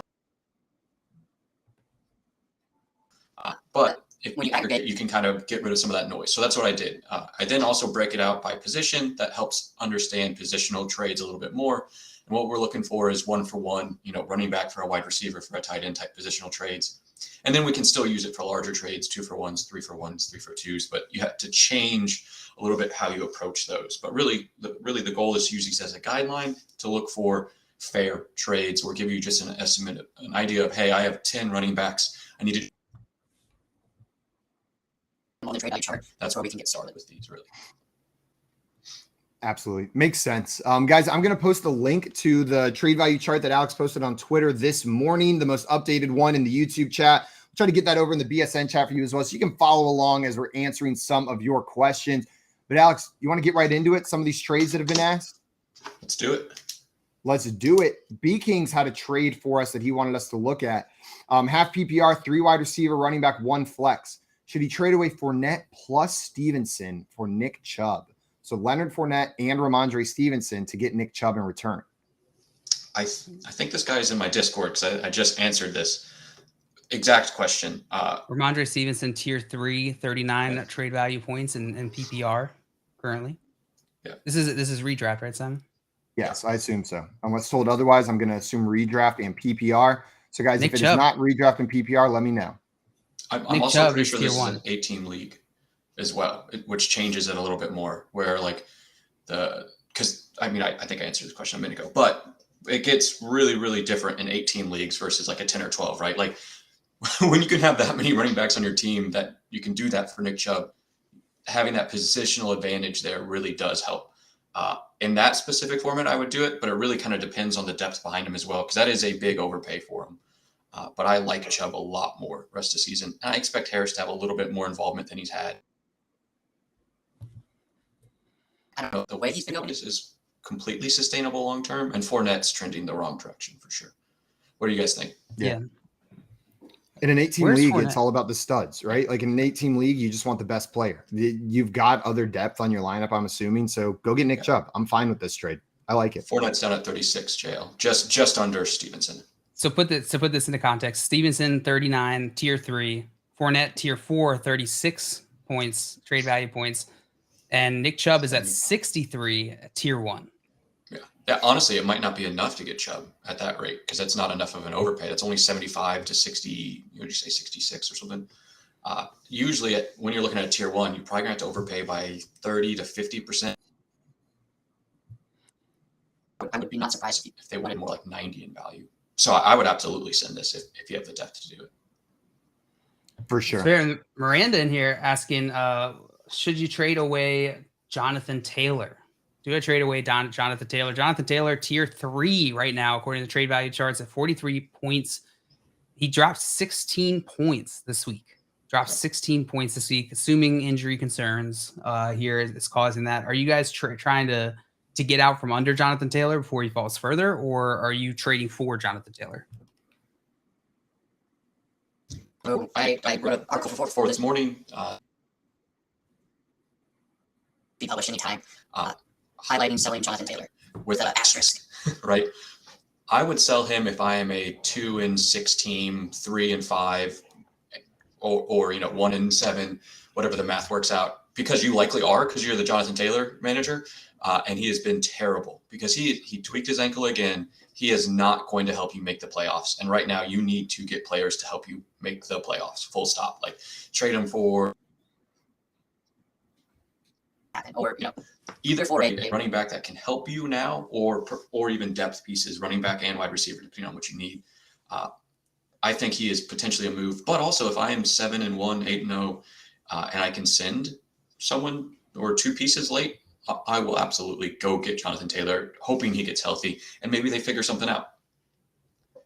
Yeah. Yeah. Makes a ton of sense. Alex, we're having some serious lag issues right now. Having trouble hearing you. So we're gonna hop you off and then see if you can hop back in and see if that'll fix it. Get you right back up here. Hopefully that'll fix those lag issues because Trade Daddy's got all the answers for us. Joe, how do you feel about that trade that you just asked Alex about? Well, it wasn't a specific trade, just trading away Jonathan Taylor. Yeah. At this point, I think I would just rather have Taylor than most of the guys who are going around him. Aaron Jones or Jonathan Taylor, Simon? Would you rather have rest of the season?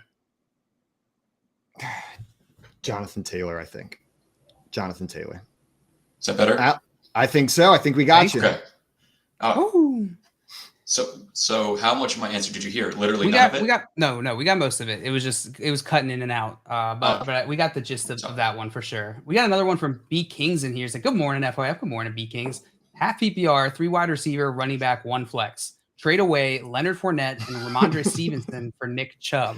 You got some deja vu here? Yeah, and Alex did it in his Discord as well.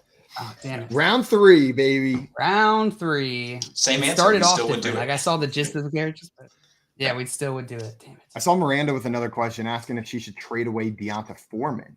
So I thought you were I was saying asking about Jonathan Taylor, but So Deonta Foreman over at tier 7, 16 trade value points, and he's gone up 7 this past week.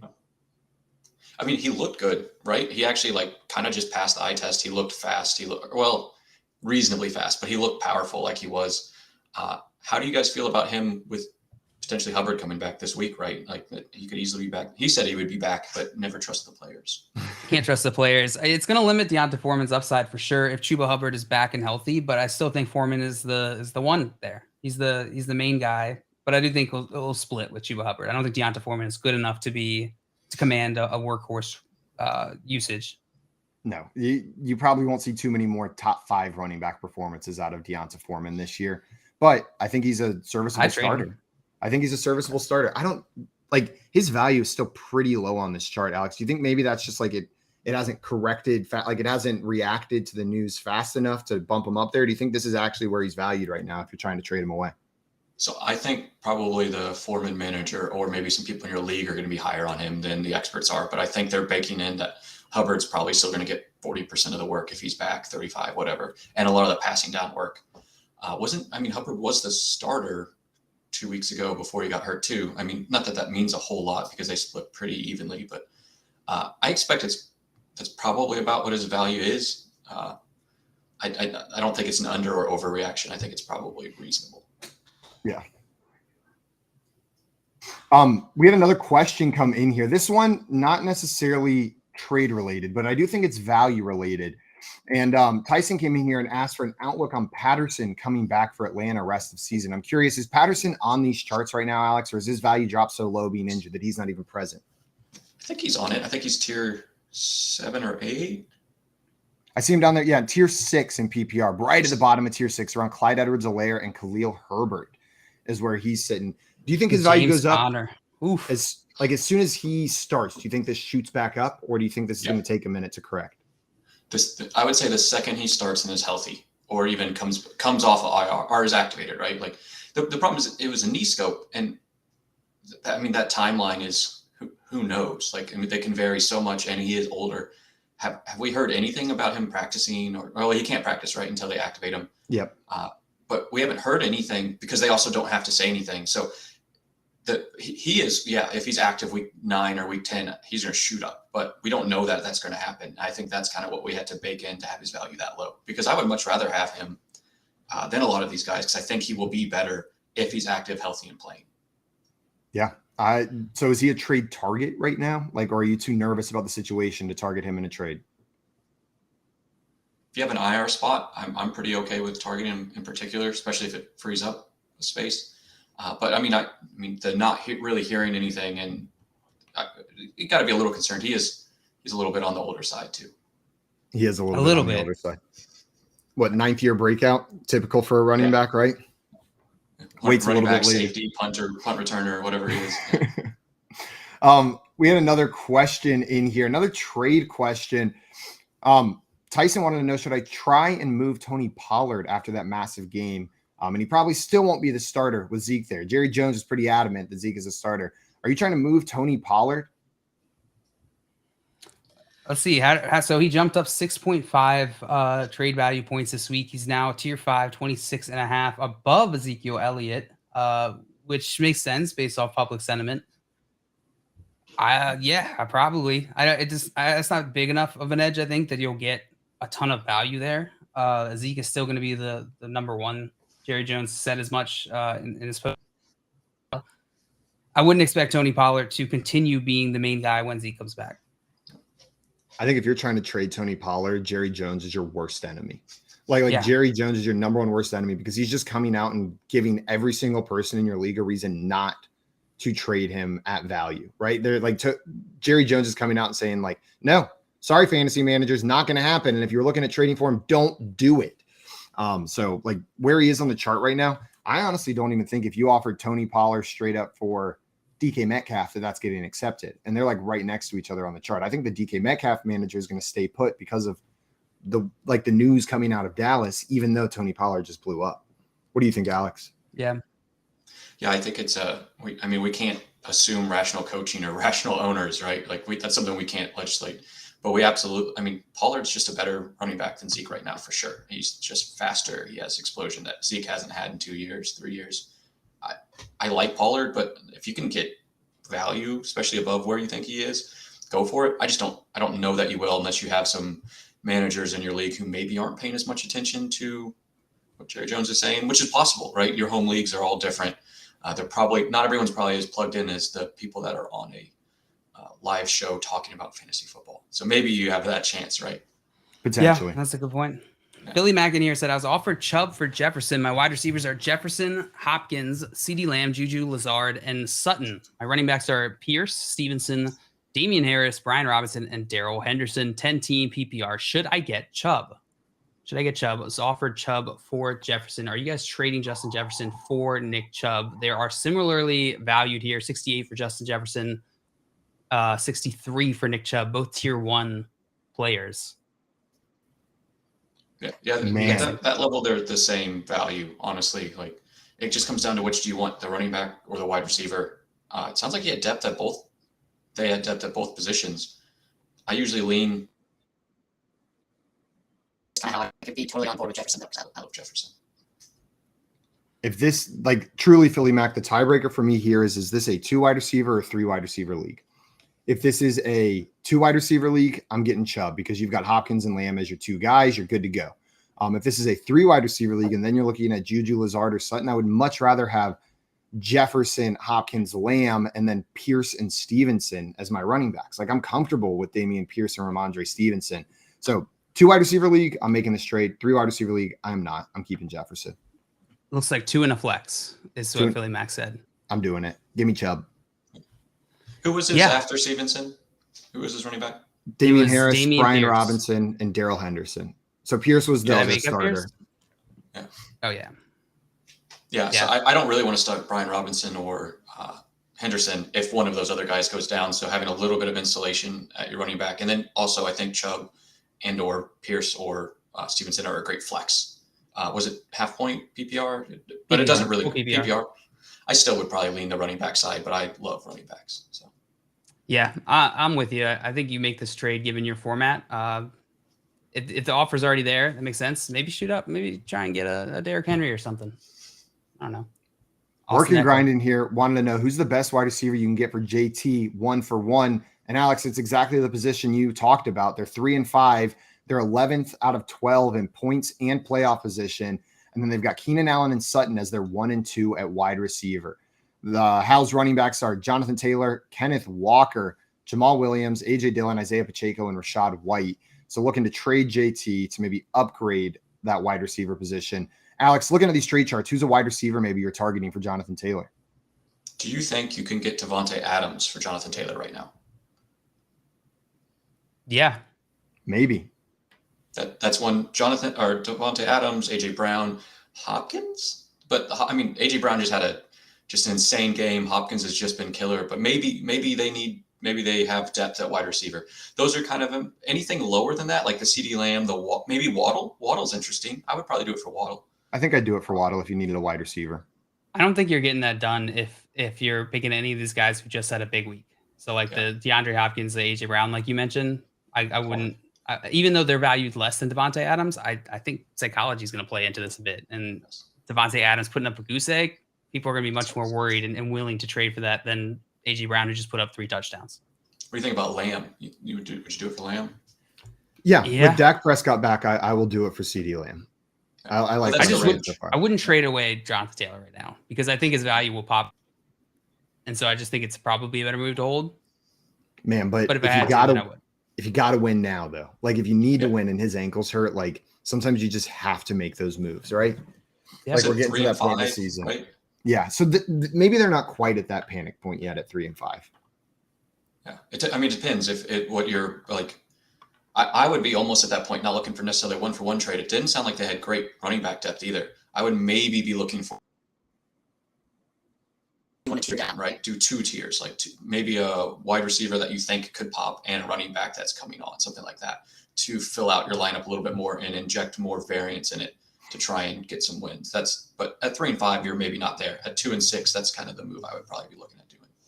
Makes sense. We had a very important question in here, Alex, coming from Jay Felicio. He wanted to know, he said, I've heard a rumor that Alex got Trade Daddy tattooed on the small of his back. Can Alex confirm? So do you have a Trade Daddy tramp stamp now?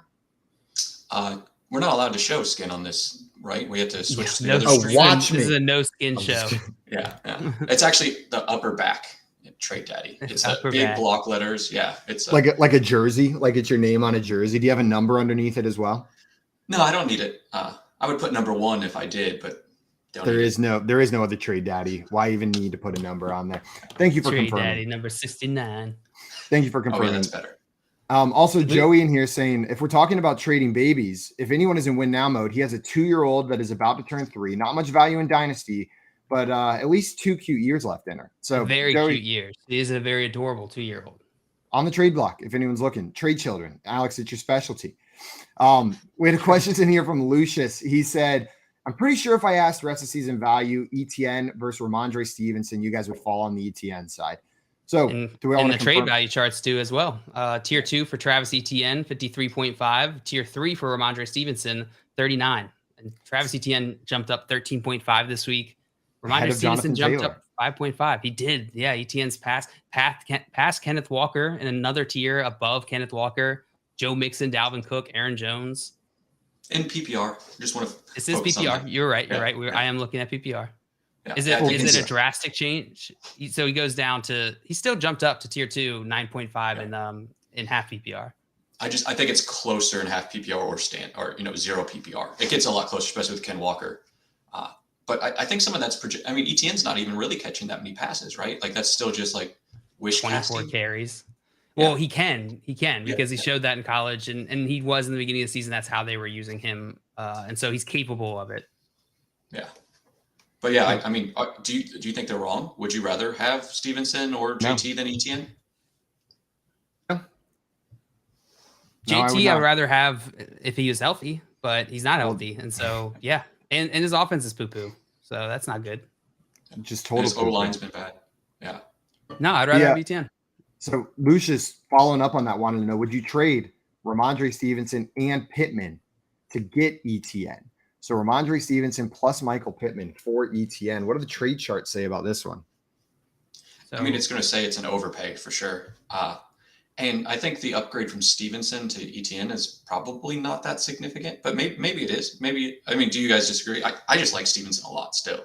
Stevenson still has to deal with Damian Harris there, regardless of what we want to happen. And the positive news, the weird compliments from Bill Belichick on quote unquote Mondre Stevenson.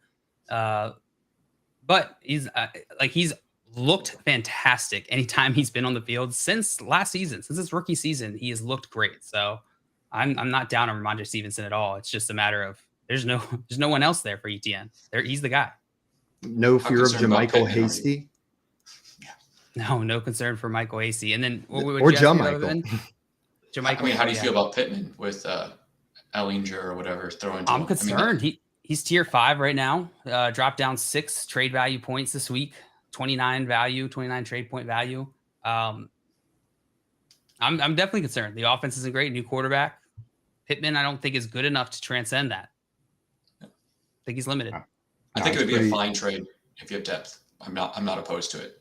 Yeah, I'd be okay making that trade. Big backs. You love big backs? Big backs that can catch, and that's Stevenson, man. He's huge, and he has hands. Like, I love it. There's a reason we call him the Rhino. Who said the Rhino first, JL? They came on our show and called him the Rhino. I can't remember. Oh, it'll come to me. It'll come to you. I know it. It's just. Let's just sit here and watch JL try to think of someone who said the Rhino on our show. This is our next segment. It's called Watch JL Searches Memory Banks. It's one of my favorites. We have not answered this. PPR, thinking ahead for week 10, QB stream. Mariota versus Carolina, Daniel Jones against Houston, Trevor Lawrence against the Chiefs, or Jared Goff against Chicago. Which of those guys are you starting in week 10? Give me Daniel Jones. Give me Daniel Jones against Houston. Daniel Jones against Houston is my answer here. I'm tempted by Trevor Lawrence versus the Chiefs, but I think I'm going to roll Daniel Jones out there. That Houston team is bad. That Houston team is very bad. Mariota against Carolina is semi-interesting. I think I'd go Trevor Lawrence against the Chiefs. Where are you going, Alex? I think Trevor Lawrence would be probably my last one. In a high-scoring game, hopefully. Yeah, but the Chiefs are not bad on defense, and Trevor Lawrence has made some throws that are bad decisions. For sure. Right? For sure. Yeah. He definitely is making some bad decisions in his throws, but I don't necessarily think that'll like, I don't see that like him making those couple bad throws this past game being like, okay, next week he's also going to do that again. You know what I mean? Dale, to your point, I didn't realize this. The Chiefs are giving up the second most points to opposing quarterbacks on a weekly basis through 8 Their weeks. secondary isn't fantastic. 25.7 points and a 4-point per passing touchdown league to opposing quarterbacks on average so far this year. The only team worse is, I'm so sorry, Tommy, to do this again to you. It's the Raiders. The Raiders are the only team worse than the Chiefs right now in that metric. The Chiefs are great, but just in that one metric, it's pretty bad. I'm still going Daniel Jones, though. I was interested in Mariota. I didn't hate him last week, and I think it's interesting. But I think any of them have an argument. Goff too. Goff against Chicago is interesting too. They're going to duct tape DJ Moore's helmet to his head before this next game against the Falcons. Get a new kicker in there as well. Funny. It's going to be fresh on their minds, that loss. Nick in here saying, "Rip Brandon Cooks." Yeah, Brandon Cooks did not get traded yesterday. Remains to be seen what he's going to do, if he's going to play. He didn't show up to practice. We'll see. What is his value? Unfold. He is all the way down there in tier 7 now. We're on Adam Thielen, George Pickens, Tyler Boyd, Jerry Jeudy, Allen Lazard, Brandon Ayuk, Courtland Sutton. I think currently I would rather have every single one of those players that I just said out loud over Brandon Cooks. Every single one of them. Yeah. So let's go below him. How about Curtis Samuel, Pickens, Mike Williams, Drake London? Mike Williams for sure. Without a doubt. I'd rather have Curtis Samuel. I'll take him as well. Like, I feel like his volume's pretty safe. You know what I mean? And Brandon Cooks is the opposite of safety right now. Like we don't even know if he's going to play for the Houston Texans. Drake London's the iffy one for me. That's about where the line is. Ooh. I mean, that's basically asking me if I'll take Curtis Samuel again, right? With Rondale Moore? Yeah. Same usage. I think I'd take Moore. I'd be fine with Moore. The usage he's been getting has been fantastic. He's hopped up eight trade value points since last week. I think that'll continue. I mean, that tweet from Brandon Cooks wasn't like, oh, I'm sad and they didn't treat me right. It was like, I've been covering up their lies for far too long. You messed with my career. Know what I mean? Like there was vitriol in that tweet. It wasn't the Cam Akers statement where it was like, things are amicable, but I would like to find a respectful resolution to me not playing on this team anymore. It was these Brandon guys. Cooks is living in an HBO TV show. Oh my God. Yeah. It was pure drama and vitriol from Brandon Cooks towards the Houston Texans. I'm nervous that he doesn't play again this year for them. And in that case, all those names we've said below him, like, even if you wouldn't necessarily think of it, like, I'd rather have Rondale Moore than Brandon Cooks not playing. Yeah. Yeah. And what's the upside with Brandon Cooks? I see Scott Fishing here, like, bringing that point up now. Cooks is consistently a B-level start, getting between 6 and 11 points, which most years is good enough to make him fantasy relevant. But, like, even holding him, that upside is that you have a serviceable wide receiver. Why not grab just a different one in that same range? Exactly. Again, I said it earlier. Exact thinking on it. Houston is bad as well. Like this is a bad team, and it's bad for the wide receivers and all of the offensive weapons there. It's pretty bad. Alex, I want to thank you so much for taking the time to come on and answer some questions with us today. Go over the trade charts. Everybody watching, if you are not following our friend Alex on Twitter, go and fix that right now. He is on Twitter at PeakedInHS_FF. And right there, you can click on the link to his Patreon where you can get early access to the charts. You get the Excel versions and a live spreadsheet as well. And you also get access to his Discord server that he hinted at earlier. Truly, when I lost all my money, the only subscription I didn't cancel was Alex's Patreon because I love those charts so much. And I mean that. But Alex, thank you so much, my man. Really appreciate you taking the time. Always enjoy hanging out with you guys. Have a good rest of your day, my man. Guys, coming up right after this, we've got former NFL running back Ahman Green coming on to talk with us for a little bit. Get pumped. I'm excited. And I hurt my back and shouldn't have done that motion right there. That was this is bad the decision. Front Yard Fantasy Morning Show here on Bettor Sports Network. Make bets and follow your fantasy team while you buy, sell, and trade collectibles in real time. Only on Bettor Sports Network. Surely. Kickers never retire, I think. They just continue playing for all eternity. Like, there's only ever been 30 NFL kickers. they're always readily available too. It seems like, you know what I mean. Like they just get called up. They're like, you kicked for us 10 years ago, right? Why don't you run it back? Let's I imagine Graham every Gano, single kicker that gets the call is on a high school football field somewhere, just practicing field goals after hours. Like it's like 9 p.m. and they're out there just at the local high school kicking field goals, and the phone rings. They get a call and they're like, yeah, I'm ready. I've been practicing for this. I have an amazing kicker story if you guys have a second. I got a couple. The number one all-time field goal kicker is Adam Vinatieri. The next two guys are Morton and Gary Anderson, right? Gary Anderson was a dude from like South Africa that just played rugby and soccer. He just could absolutely boot the ball, right? They bring him over and he does like a tryout and he's just absolutely crushing the ball. And all these colleges are like, dude, we want you to come kick field goals for us. And he goes, I don't even want to play football. He goes, I want to play soccer. He goes, I want to play soccer. He goes, so if I can come to your school and play soccer, I'll also, in the fall, I'll kick for the football team. And Syracuse was like, yeah, sure, whatever. Like, you're on the soccer team. Like, come on. And he went to Syracuse to play soccer, but also kick field goals. And then he ended up being a top 3 point scorer in the NFL all the time. That's ridiculous. And his answer to recruiters was, I don't want to play football. I'll do it in my spare time. Yeah. He's like, you got a spot for me on the soccer team. Syracuse is like, yeah, we got a spot for you. We don't even care about our soccer team. We don't even care. We totally have that spot. Right? They had to like cobble together a soccer team. Like, this guy's the captain. Oh my God. It's like Accepted, the movie, but they just like had to throw together a whole fake soccer team. Somehow they still got Justin Long. Right, yeah. Like Adam Sandler's the coach. And dude, imagine they win the national championship. That's a movie, dog. Yeah. Boom! Someone call up Disney. Yeah, we just wrote a movie for you, Disney. This has Disney sports movie written all over. I'm borderline crying right here just thinking about this movie right now. Dude, the story gets even crazier. Like I should have looked it up again, but like it was like a high school coach that went and found him, and then that high school coach ended up being somebody crazy famous that like coached for the Rams. Stay tuned for sports. Talk about your picks, your fantasy teams, and your sports collectibles on Bettor Sports Network.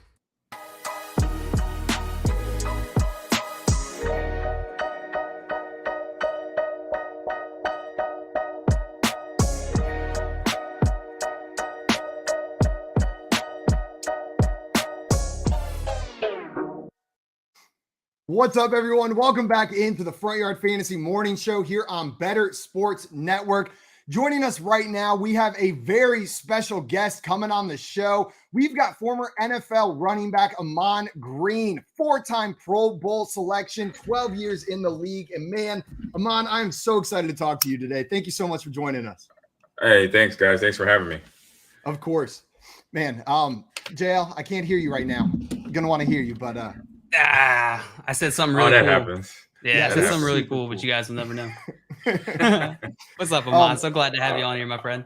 I'm doing good, man. How about yourself? Doing well. It's a crazy weekend of football, crazy NFL season so far. It's been a ton of fun, but completely crazy. Unpredictable. It's felt like for me, just over and over again. My expectations are proven wrong week in, week out this year. Yeah, everything I say since week one has been flipped on top of his head. We're like in Stranger Things right now in the upside down. We're right in the upside down. Where things don't seem quite right. It's like, that looks like the Packers, but the record doesn't look like the Packers. Or that looks like Tampa Bay, but that record doesn't look like Tampa Bay. So we're in the on the other down. side. That's what that looks like the Giants, but that record doesn't look like the Giants. Exactly. Like what the New York teams have a better record than the Tom Brady-led Buccaneers and the Aaron Rodgers-led Packers. It's bizarre. It's bizarre what we're looking at right now. You would not have called that in August. Not at all. You would not have. No, it's been wild for fantasy football. And Ahman, I've been told that you're getting into fantasy football. You're getting into the fantasy sports area. And I wanted to know, like, when you were a player, you were in the league for 12 years. And I'm always curious, what was your perception of fantasy football while you were playing? Like, what were your thoughts about it? Because some of those fantasy managers can get they can get a little nasty out there in the social media world. Yeah, actually, as a player, I thought it was a form of gambling, so I even touch it. I didn't breathe on it. Okay. Yeah. I avoided it like the plague. Like when it was COVID before COVID for me. Like I would like turn the other way and did not even think about it. And then when I retired, I had a friend of mine, a close friend. say, Amon, you want to jump in our family league? I say, yeah, I'm retired. You know, I could put whatever money down. No big deal now. You can't stop me now. Right. And they're like, money? No, you just play. I'm like, oh, I was like, what? You just sign up. He's like, yeah, just sign up, go to ESPN.com, make your account, and boom, boom, boom. I'm like, what? I was like, you telling me I could have been playing all these years? I could have drafted myself, talking trash to friends and family. I'm like, oh man, I missed out with 12 years of not playing fantasy football, But then ever since then, though, I think the worst year I had is not the worst between winning games. It was the worst because I was in 6 different leagues, and I found out that's way too many. That's way too many. That's way too many for my plate. So I'm roughly in the neighborhood of 3 to 2 leagues. So right now I'm in 3 leagues, doing pretty good. I think every fantasy gamer hits that point where they're like, "Oh, I love this," and then they're like, "Oh, too much, too many leagues." That's what happened to me. Too many leagues. What's your favorite format now that you've been playing a little bit now? Do you play a dynasty? Is it redraft? Like, what do you mostly spending your time on these days? I say I do the normal. I haven't done dynasty or redraft, but I would like to. I've had friends that have played in those leagues, so I'm trying to get directed towards that league. I know we plan. I got a friends league where we pay. It's only it's a $60 buy-in, and it helps purchase your championship ring at the end of the season. Hey, very nice. Yeah, but I'm not doing good in that league. I'm like, dang, I was like, this is the year. I was like, this is the year I'm doing my draft. I'm like, this is it. And now I'm sitting at 2 and 6. I'm telling you, the upside down. The home leagues are unwinnable. The more you get into fantasy, the less like you are to win the league against your closest friends. Like that's the number one rule. Yes. Like they're just going to beat you. It's a humbling experience every week. And all day. Come on, obviously, like you played in the league 12 years. You're plugged into the NFL. Now you're into fantasy watching it. I'm curious, like whenever you're watching the game now, who are your favorite running backs to watch on the field? Like just from like a pure enjoyment perspective, you know what it takes to be an NFL running back. Who are the guys that you watch and you just get that pleasure from watching them play the position? Wow, these guys got it. Yep, these guys got it. So the 2 guys that I'm automatically going to watch because I'm right here in the same town as them is AJ Dillon and Aaron Jones. I like the fact that they're in the backfield together at the same time. It kind of reminds me of Dorsey and myself back when I got here. And then it goes back further to high school, where my best friend from high school, him and I, for 2 years in a row, we both cracked 1,000 yards. I had 1,500. He had 1,200 our junior year. Then the next year, our senior year, I had 1,600, and he had another 1,200. So it's like it could be done. And so then Nick Chubb and Kareem Hunt, and those guys are special together. Saquon is, ever since I saw him at Penn State and then he gets to the Giants, and now he's back in form after the injury from a few years. Respect his game a lot because he does a lot. Derrick Henry, Josh Jacobs, Christian McCaffrey, special, set records this past weekend for doing what he's doing, for now being traded. And I say that he had to be on a level of being a complete professional, because getting traded mid-season from a team you got drafted from, and you were like the guy there, and they drafted you, as we know, because of injury. Right. He kept it professional. He gave to the other team, and he didn't lose stride. He didn't like get a layer of frustration, get a layer of regret or anything from that team. He was like, look, he probably does behind the scenes, but he's hiding it well because he's playing one heck of a football game right now for the 49ers. I say, and then the young guy, I always like to pick a dark horse, or maybe a couple here, because I say Najee Harris, he's on a tough team right now, a team that's not doing well, but still putting it down. And then the young guy, very super talented. And then I'm trying to find his name. The young guy, he's up in Seattle right now. Kenneth Walker. I picked him up too. Like 2 weeks before he started doing his thing, I picked him up because I had an injury.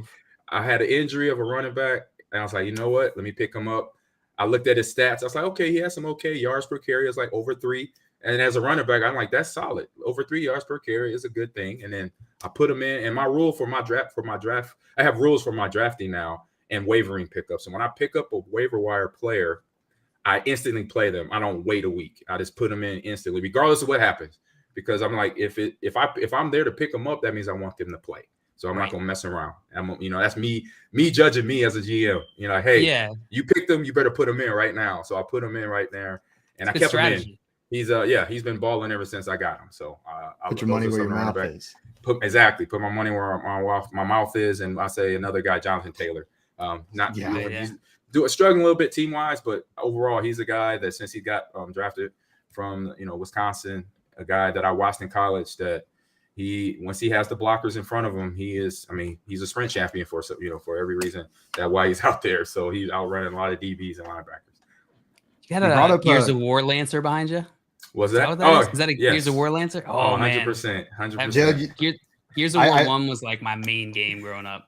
That was my joint.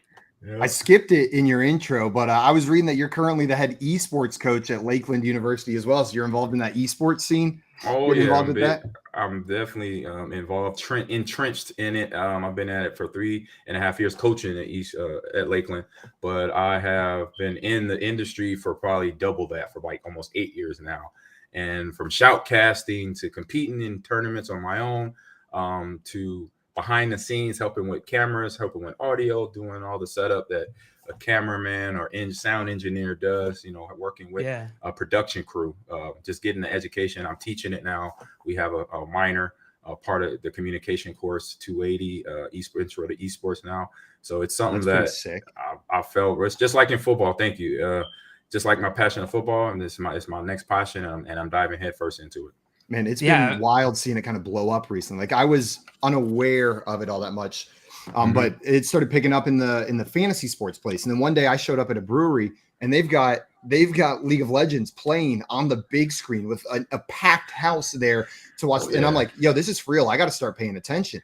And man, I've had so much fun getting into it, starting to watch. I'm not good enough to play. Like there's nothing going on over there, but it's fun to watch. And that's okay if you're not good enough. I'm not good enough. I'm good enough to coach it, But in some games, I'm decent. I say I can compete at a high level, like Halo, like Madden. But still, when you get there in a match or practice session with a pro gamer, you be like, oh yeah, I know where I stand. I know, yeah, I know where I stand. All right. Just looking at if I look at your career as a whole, going from football to all of the things that you're into now with esports, fantasy, with teaching and content, how was that process? Like, how did you go about making that transition, and figuring out what you wanted to do after football? Was it just truly following your passions, or what led to that? It was basically following my passions. I put out a goal sheet for myself, which I started back in high school because my mom and dad taught me how to set goals. And I knew, football, it's baseball, it's basketball. We can't play. I said only sport you could try to play forever is baseball. I've seen players play to their 50. So there you go. But other sport, it's a young.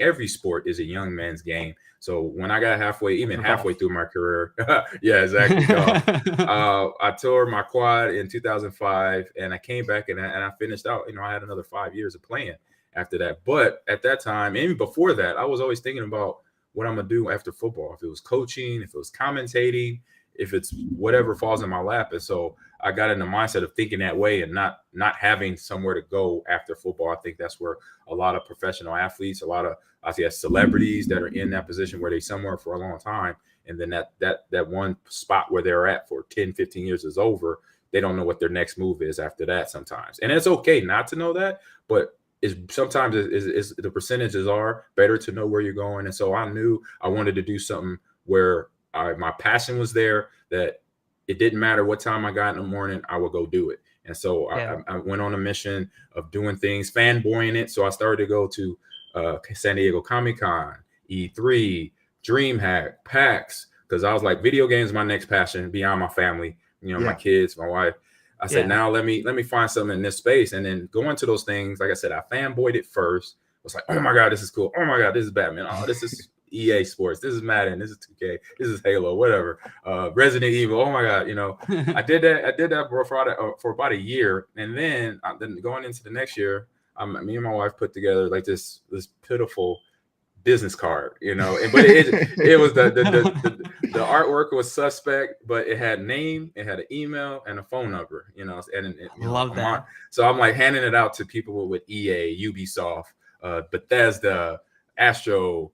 At the time, Lucid Sound, they're a headset company that I work with now. Logitech. And I'm handing out my cards, and when I hand them, they look at the card like, "Wait a minute, you used to play for the Green Bay Packers." Yeah. I'm like, I'm like, there you go. Because I wasn't going in.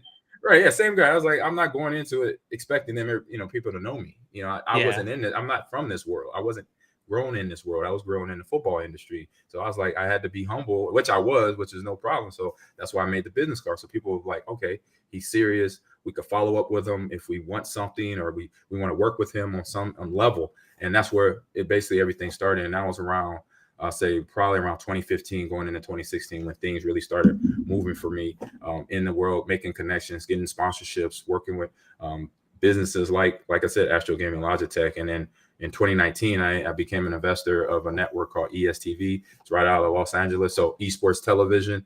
And right now we have probably the largest distribution of esports content out there. It's an app. You could download it on your Samsung or your iPhone. So download, ESTV, go there and have podcasts on there. My podcast is on there, Amon Green's Gamers Lounge, and then other podcasts, but other shows that is all revolving around esports, from the casual sense to the pro level of what of content that you can find out there.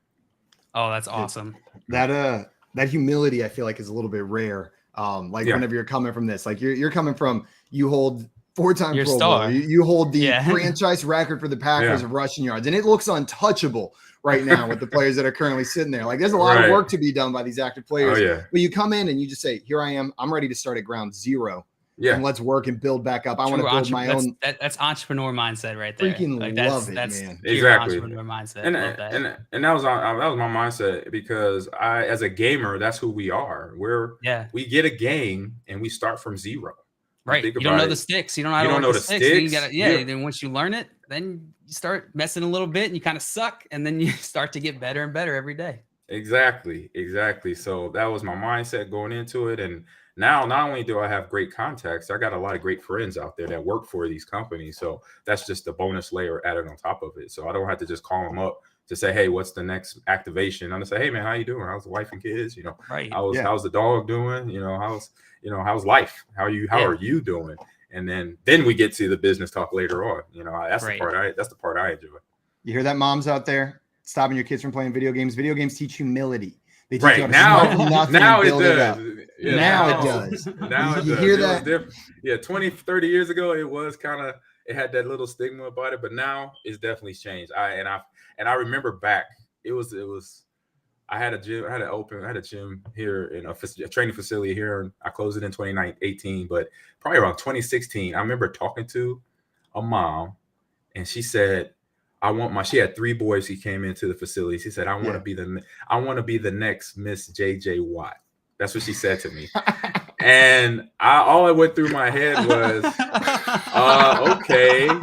And I'm looking at 9. I'm looking at 11, 9, and 6. And I'm like, these are little guys, man. They probably don't even know how to tie their shoe yet. I know at least one of them may not.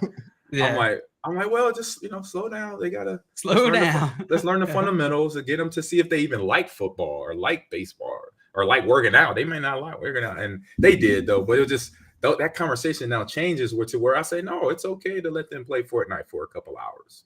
Then they got to go outside and play. 2 hours the limit. Then make them go do some, or you can send them to me. After about 2 hours of Fortnite, go from there. So that conversation has changed over the years. Man, I love that. I love that story. That's hilarious. Mom coming in and then former pro NFL running back saying, like, let them play Fortnite. Like, come on, they're kids. We don't even know if they like this yet. Right, exactly. Mom, we got some people in the chat excited that you're here. Better Boss over here saying, thanks for all the fantasy football championships you won for us back in the day. Amon equals stud. And we had a question from our friend Tommy. Tommy wanted to know, who did you play against and admire? Was there like an opposing player that you played against that you looked up to or admired in the NFL when you were playing? I would say more respected, because I respected my peers, because I knew what we were going through on a day in and day out, offensive to defensive players. I respected a guy by the name of Derek Brooks, linebacker, Hall of Fame linebacker for a reason. Yeah. I mean, I watched him since I was in high school, when he was at Florida State, and I just knew, I was like, he's a player. He runs the field. He has range. He's smart. He's the reason why we have a Tampa 2 defense right now, because he was a linebacker that had range. He could cover area, and then not only he could cover the pass game, he could stop the run. He was thick, he could come and thump. He was a thumper.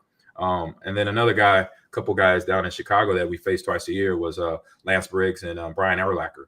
I say those guys I respected a whole lot. It was because, we were basically having business meetings in the A and B gap, from time to time on the football field. In the A and B gap. Yeah. We're having business meetings, man. We're making things happen. We're moving things. We're moving each other. I remember one time, Brian, I didn't realize that I guess I got him good, and he helps me off the ground. He said, "Dude, you just knocked the snot bubbles out of me." I'm like, "Oh." You're welcome. I like this dude. I like this. I was like, man, get, all right, good tackle. Boom. Let's go. So he kept it, we were just competing out there. So guys like that I respected because, it was like, it was football, but you know what? It felt like more like you were playing the local high school team, or you're playing in your neighborhood, because you got to know these guys, and it's different from when you're obviously as a fan sitting in the stands or as a commentator in the booth, where you really don't get that interaction that we got face to face on a football field. So those are a few guys, but it was a lot more guys. I could go down a list of guys that I respected and admire in the NFL, but those three guys jump off the top of my head. So to follow up on that the point about y'all talking down on the field of the planes, I feel like the public, the non-players, like, are fascinated by this, right? We see these like mic'd up segments all the time that are super popular. Yeah. We saw Stephon Diggs and Jair Alexander just going at it, chirping the whole game. Yeah, I saw that. It was interesting. I was like, oh man, see, like me, that type of stuff will get me hype. I say, you don't want to get in my face before or during or after the game's over, but before or during the game, that was the time. If you're on an opposing team and you want to start trash talking me, it's go time. I'm like, because it doesn't deactivate me to like get me off my game. It actually makes me more focused. Right now, I'm like, beat you. Now, okay, you thought I was just going to run around and just hit everybody. Now I'm about to be a heat-seeking missile looking for you, number 14, number 23. I'm about to find you. And that happened to two players in my career. That happened to two players. One was my old college teammate, Mike Brown. He played at Nebraska with me. He was a sophomore when I was a junior. He was in pregame. We played him his first year in Chicago. And he's looking, he's at me. Amon, we're gonna sack Brett 6 times. You're gonna have 4 fumbles. We're gonna beat y'all down. Blah, blah, blah, blah, blah. And I'm like, Mike, you remember we went to school together. Bro. You should know you don't piss the Hulk off before kickoff. And I said, okay. I said, it's on and popping. I said, let's make it happen. And destroyed him. And then bring it, Mike. And then fast forward. No one's heard from Mike since. Right. Oh man. And then I think it might have been the same season. It was 2001 season. Unfortunately, it was right after 9/11. It was the first games back to football. Yes. We played at that time. Right now changed the name. They're Washington Commanders now. Yeah. We played them in Monday Night Football, Lambeau Field, and we're already in the game. We're up big. We're going to win this game. And it was about third quarter, and I had a play where my fullback Will Henderson went the wrong way. So I'm like, they're just trying to not get tackled in the line behind the line of scrimmage, trying to hold on to the ball. So I'm stiff forming, and I threw a stiff form kind of late, and I caught the safety for the Commanders, David Terrell, in the jaw. And of course he's you MFer, you beep. He's dropping on these F-bombs and BITC. I'm like the B words and everything. I'm like, oh. I said I was sorry. I said it was an accident, but it's like that now. Oh, you want the hawk? You thought that stiff arm was bad. Just wait till you see what I got coming your way. I got in the huddle. I said, Brett, I don't care what coach calls right now. Give me the ball right now. It is. The play. And he just looked at me like, he heard the play call. And he's like, I better. All right, 66 handoff solid. I said, thank you.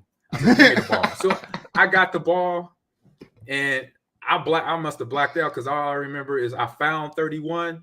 And I walked through him like a wet paper bag, and it was, and even to put the bowl on the cake, or to put the icing on the cake. The next day, watching game film, breaking it down, my coach, right before the play started, he paused it. He said, "Boom." He said, "AG, I want to ask you something." It's Sylvester Cruz. He said, "So, what happened? The play before this play?" I'm like, "What you mean, coach?" I'm like, he's like, "Something must have happened because." You missed the fast play. Yeah, you missed you could have had a 60-yard touchdown run on this play. Just saying.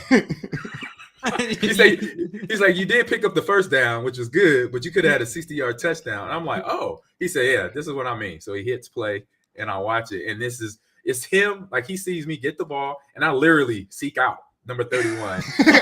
Boom. And where I could have ran around him I could outran him to the end zone. I actually run him over for like a 15-yard game. That is hilarious.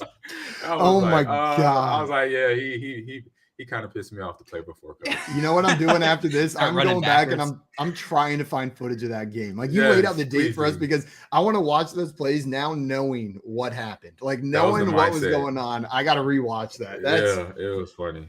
That's hilarious. Interesting. And I feel like we just kind of brushed over the fact that you said you knocked the snot bubbles out of Brian Urlacher. Like That's that what he said is- to me. Yo, He that said that is to me. wild to get. Like, there's probably 3 people in the whole world that can say that. Like, that's a tough Right. dude. Well, I'm one of them. Oh my God, that's absolutely incredible. Oh man. I feel like we've seen a lot of running back trades the last week or two in the Oh, NFL yeah. here. We got Chase Edmonds going, leaving Miami, Mhm. going to Denver. We got CMC now in San Francisco.